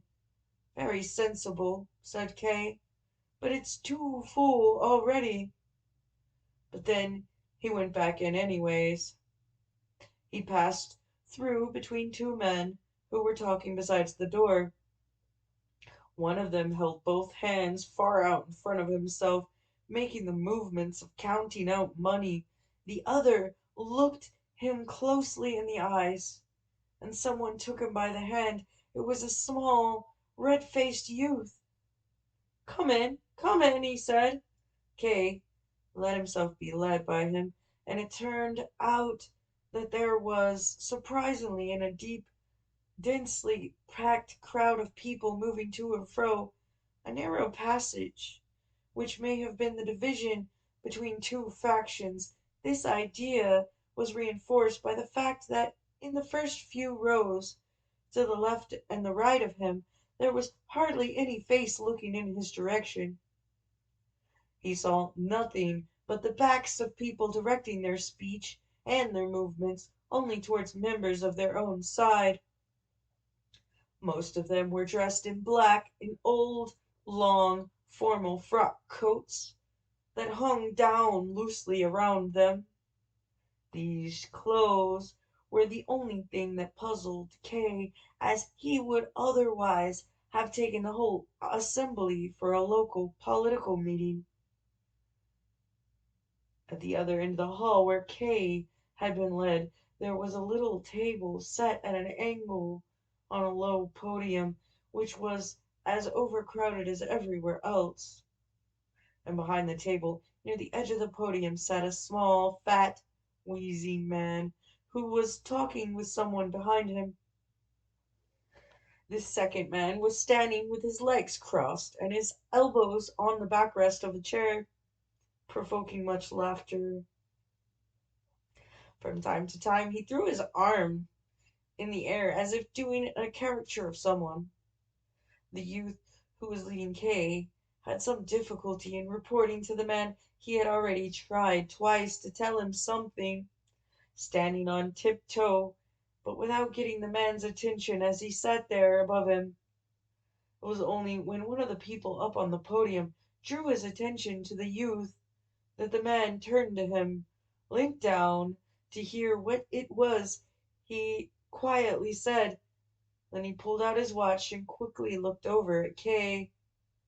You should have been here 1 hour and 5 minutes ago, he said. Kay was going to give him a reply, but had no time to do so.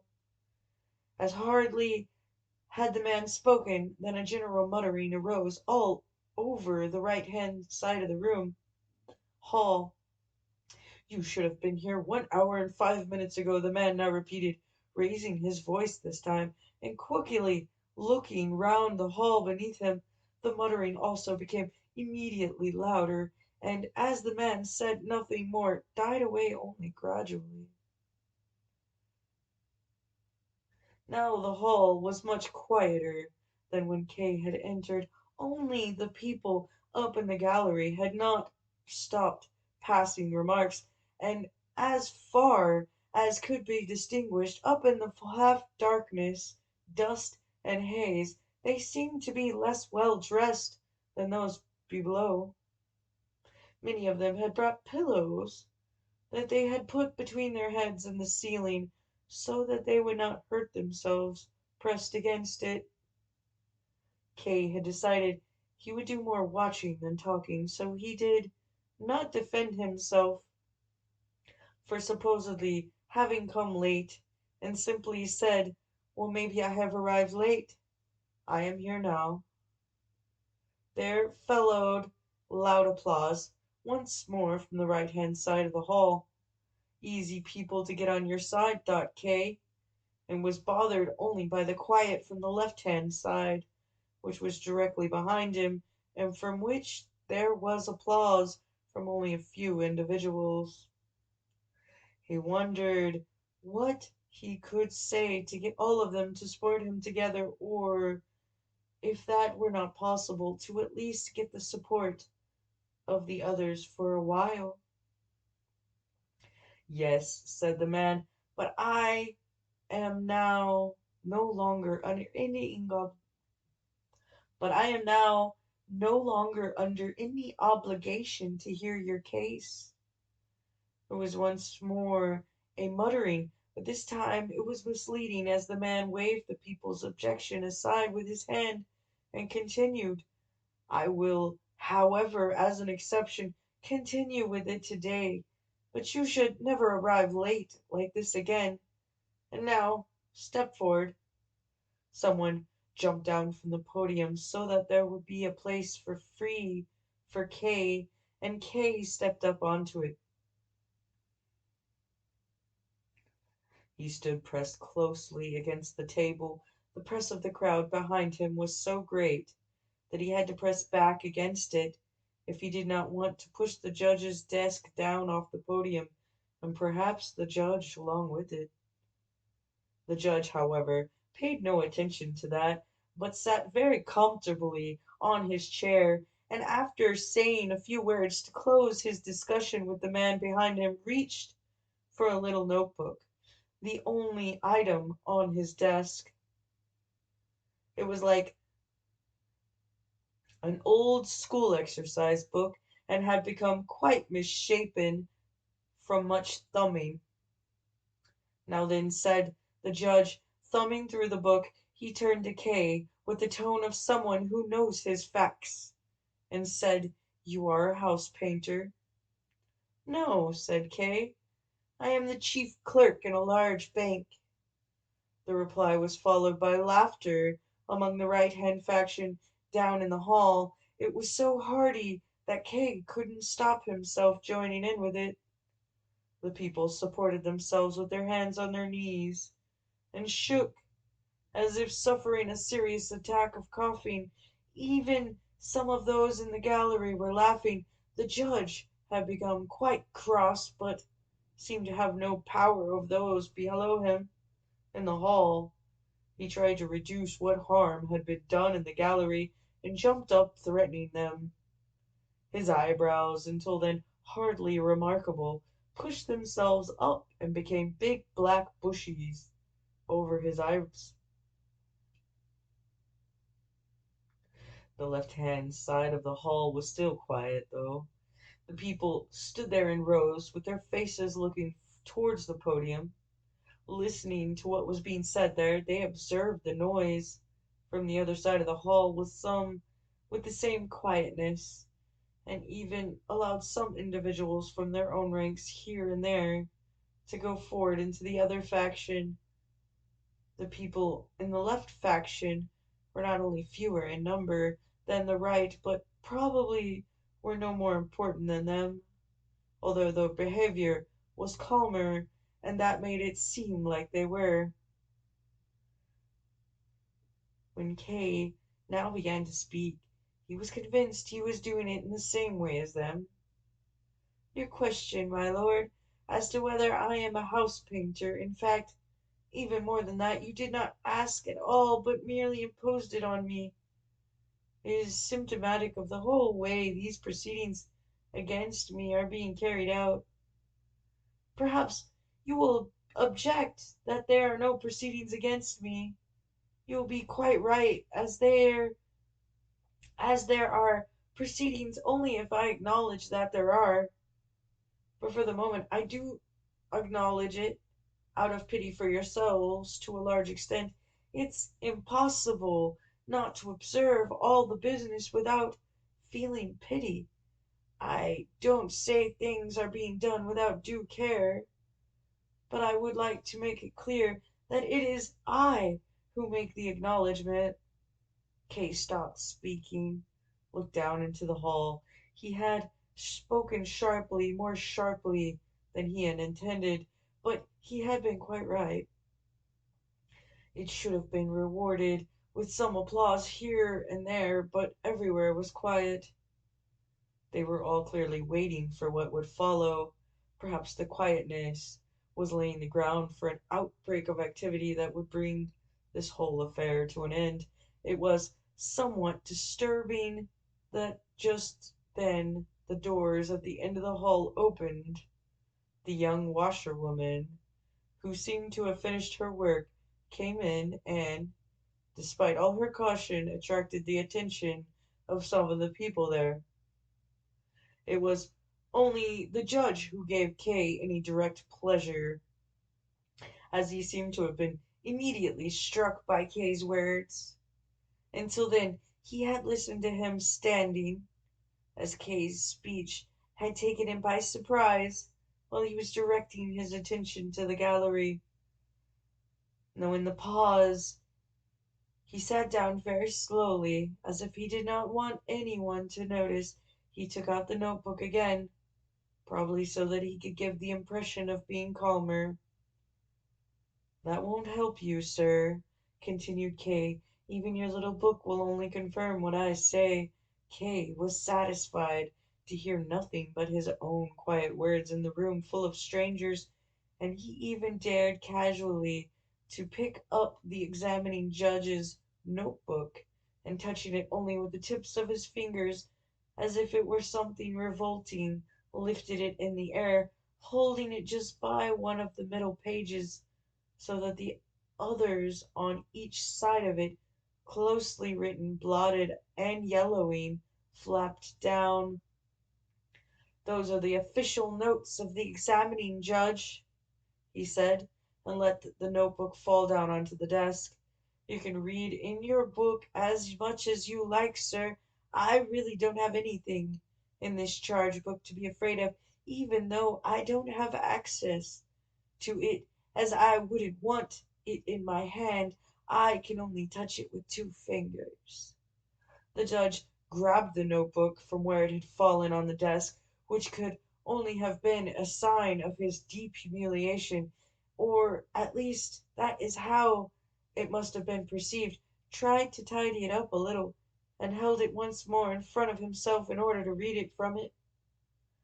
The people in the front row now looked up at him, showing such tension on their faces that he looked back down at them for some time. Every one of them was an old man, some of them with white beards. Could they perhaps be a crucial group who could turn the whole assembly one way or the other? They had sunk into a state of motionlessness while Kay gave his oration, and it had not been possible to raise them from the passivity even when the judge was being humiliated. "What has happened to me?" continued Kay, with less of the vigor he had earlier. He continually scanned the faces in the first row, and this gave his address a somewhat nervous and distracted character. "What has happened to me is not just an isolated case. If it were, it would not be much importance, as it's not of much importance to me.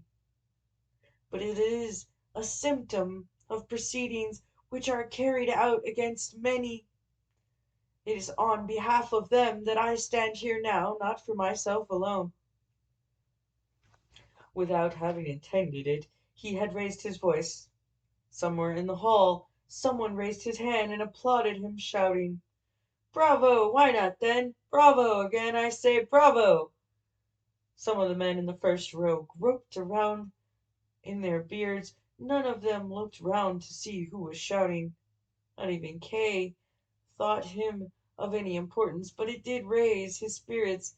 He no longer thought it at all necessary that all of those in the hall should applaud him. It was enough if the majority of them began to think about the matter, and if only one of them, now and then, was persuaded. "I'm not trying to be a successful orator," said Kay, after this thought. "That's probably more than I am capable of. I'm sure the examining judge can speak far better than I can. It is part of his job, after all. All that I want is a public discussion of a public wrong. Listen, 10 days ago I was placed under arrest. The arrest itself is something I laugh about, but that's beside the point.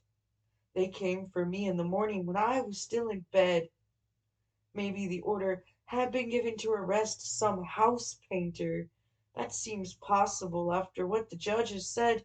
Someone who is as innocent as I am, but it was me they chose. There were two police thugs occupying the next room. They could not have taken better precautions if I had been a dangerous robber. And these policemen were unprincipled riffraff. They talked at me till I was sick of it. They wanted bribes. They wanted to trick me into giving them my clothes. They wanted money, supposedly so that they could bring me my breakfast after they had blatantly eaten my own breakfast in front of my eyes. And even that was not enough. I was led in front of the supervisor in another room.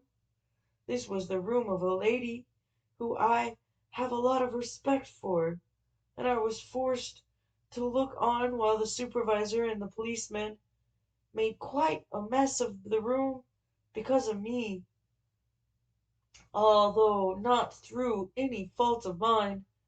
It was not easy to stay calm, but I managed to do so, and was completely calm when I asked the supervisor why it was that I was under arrest. If he were here, would have to confirm what I say. I can see him now, sitting on the chair belonging to the lady I mentioned, a picture of dull-witted arrogance. What do you think he answered? What he told me, gentlemen, was basically nothing at all. Perhaps he really did know nothing. He had placed me under arrest and was satisfied. In fact, he had done more than that, and brought three junior employees from the bank where I work into the ladies' room. They had made themselves busy interfering with some photographs that belonged to the lady and causing a mess. There was, of course, another reason for bringing these employees. They, just like my landlady and her maid, were expected to spread the news of my arrest and damage my public reputation, and in particular to remove me from my position at the bank. Well, they didn't succeed in any of that, not in the slightest. Even my landlady, who was quite a simple person, and I will give you here her name in full respect. Her name is Miss Grubach. Even Mrs. Grubach was understanding enough to see that an arrest like this has no more significance than an attack carried out on the street by some youths who were not kept under proper control. I repeat, this whole affair has caused me nothing but unpleasantness and temporary irritation. But could it not also have had some far worse consequences? Kay broke off here and looked at the judge, who said nothing. As he did so, he thought he saw the judge use a movement of his eyes to give a sign to someone in the crowd. Kay smiled and said, "And now the judge, right next to me, has given a secret sign to someone among you. There seems to be someone among you who is taking directions from above. I don't know whether the sign is meant to produce booing or applause, but I'll resist trying to guess what its meaning is too soon.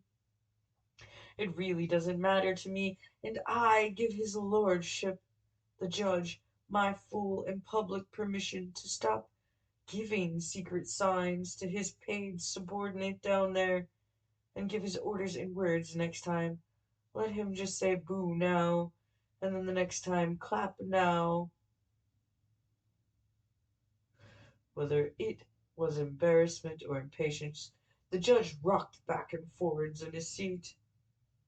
The man behind him, who he had been talking with earlier, leant forward again, either to give him a few general words of encouragement or some specific piece of advice. Below them in the hall, the people talked to each other quietly but animately. The two factions had earlier seemed to hold views strongly opposed to each other, but now they began to intermingle. A few individuals pointed up at Kay, others pointed at the judge. The air in the room was foggy and extremely oppressive. Thus, who were standing furthest away could hardly even be seen through it. It must have been especially troublesome for those visitors who were in the gallery, as they were forced to quietly ask the participant in the assembly what exactly was happening, albeit with timid glances to the judge. The replies they received were just as quiet, and given behind the protection of a raised hand. "I have nearly finished what I have to say," said Kay, and as there was no bell available, he struck the desk with his fist in the way that startled the judge and his advisers and made them look up from each other. None of this concerns me, and I am therefore able to make a calm assessment of it. And assuming that this so-called court is of any real importance, it will be very much to your advantage to listen to what I have to say. If you want to discuss what I say, please don't bother to write it down until later on. I don't have any time to waste, and I'll soon be leaving." There was immediate silence, which showed how well Kay was in control of the crowd. There were no shouts among them as there had been at the start. No one even applauded, but if they weren't already persuaded, they seemed very close to it. Kay was pleased at the tension among all the people there as they listened to him. A rustling rose from the silence, with which was more invigorating than the most ecstatic applause could have been. "There is no doubt," he said quietly, "that there is some enormous organization determining what is said by this court. In my case, this includes my arrest and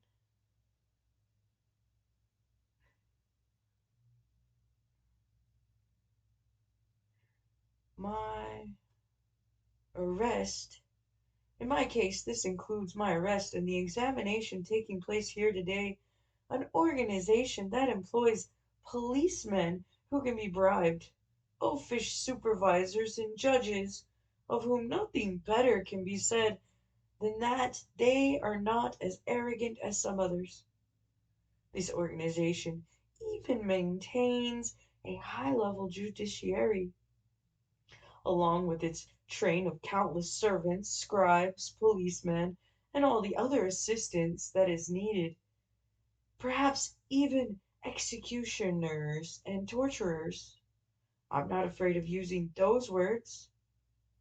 And what, gentlemen, is the purpose of this enormous organization? Its purpose is to arrest innocent people and wage pointless prosecutions against them, which, as in my case, led to no result. How are we to avoid those in office becoming deeply corrupt when everything is devoid of meaning? That is impossible. Not even the highest judge would be able to achieve that for himself. That is why policemen try to steal the clothes off the backs of those they arrest. That is why supervisors break into the homes of people they do not know. That is why innocent people are humiliated in front of crowds rather than be given a proper trial. The policemen only talk about the warehouses where they put the property of those they arrest. I would like to see these warehouses where the hard-won possessions of people under arrest is left to decay. If, that is, it's not stolen by the thieving hands of the warehouse workers." Kay was interrupted by a screeching from the far end of the hall. He shaded his eyes to see that far. as the dull light of the day made the smoke whitish and hard to see through. It was the washerwoman, whom Kay had recognized as a likely source of disturbance as soon as she had entered. It was hard to see now whether it was her fault or not. Kay could only see that a man had pulled her into the corner by the door and was pressing himself against her. But it was not her who was screaming, but the man. He had opened his mouth wide and looked up at the ceiling. A small circle had formed around the two of them. The visitor near in the gallery seemed delighted that the serious tone Kay had introduced into the gathering had been disturbed in this way. Kay's first thought was to run over there, and he also thought that everyone would want to bring things back into order there, or at least to make the pair leave the room. But the first row of people in front of him stayed where they were. No one moved, and no one let Kay through. On the contrary, they stood in his way. Old men held out their arms in front of him, and a hand from somewhere he did not have the time to turn around took hold of his collar. Kay, by this time, had forgotten about the pair. It seemed to him that his freedom was being limited, as if his arrest was being taken seriously, and without any thought for what he was doing, he jumped down from the podium. Now he stood face to face with the crowd. He had judged the people properly. Had he put too much faith into the effect of his speech? Had they been putting up a pretense all this time he had been speaking? And now that he come to the end and to what must follow, were tired of pretending.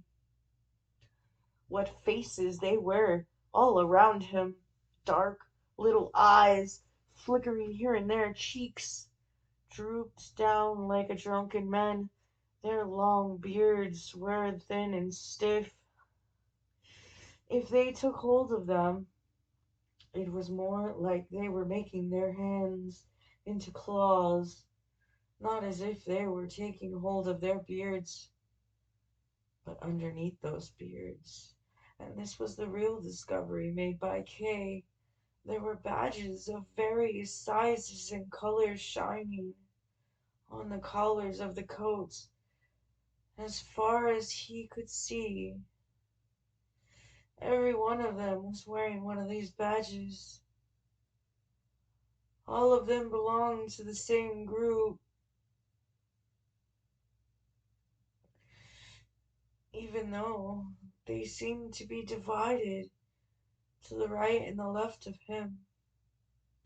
And when he suddenly turned round, he saw the same badge on the collar of the examining judge, who calmly looked down at him with his hands in his lap. "So," called out Kay, throwing his arms in the air as if this sudden realization needed more room, "all of you are working for this organization? I see now that you are all the very bunch of cheats and liars I've just been speaking about. You've all pressed yourselves in here in order to listen in and snoop on me.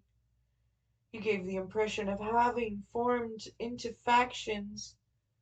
One of you even applauded me to test me out, and you wanted to learn how to trap an innocent man.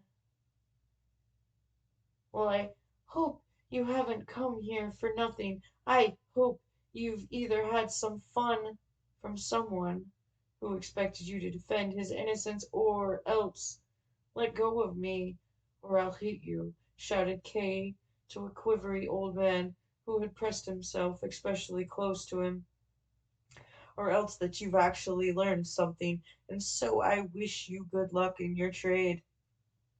He briskly took his hat from where it lay on the edge of the table, and surrounded by a silence caused perhaps by the completeness of their surprise, perhaps pushed his way to the exit. However, the examining judge seems to have moved even more quickly than Kay, as he was waiting for him at the doorway. "One moment," he said. Kay stood where he was, but looked at the door with his hand already on its handle, rather than at the judge. "I merely wanted to draw your attention to something you seem not yet to be aware of. Today you have robbed yourself of the advantages that a hearing of this sort always gives to someone who is under arrest." Kay laughed towards the door. "You bunch of louts," he called. "You can keep all your hearing as a present from me, then open the door and hurry down the steps." Behind him the noise of the assembly rose, as it became lively once more, and probably began to discuss the events as if making a scientific study of them.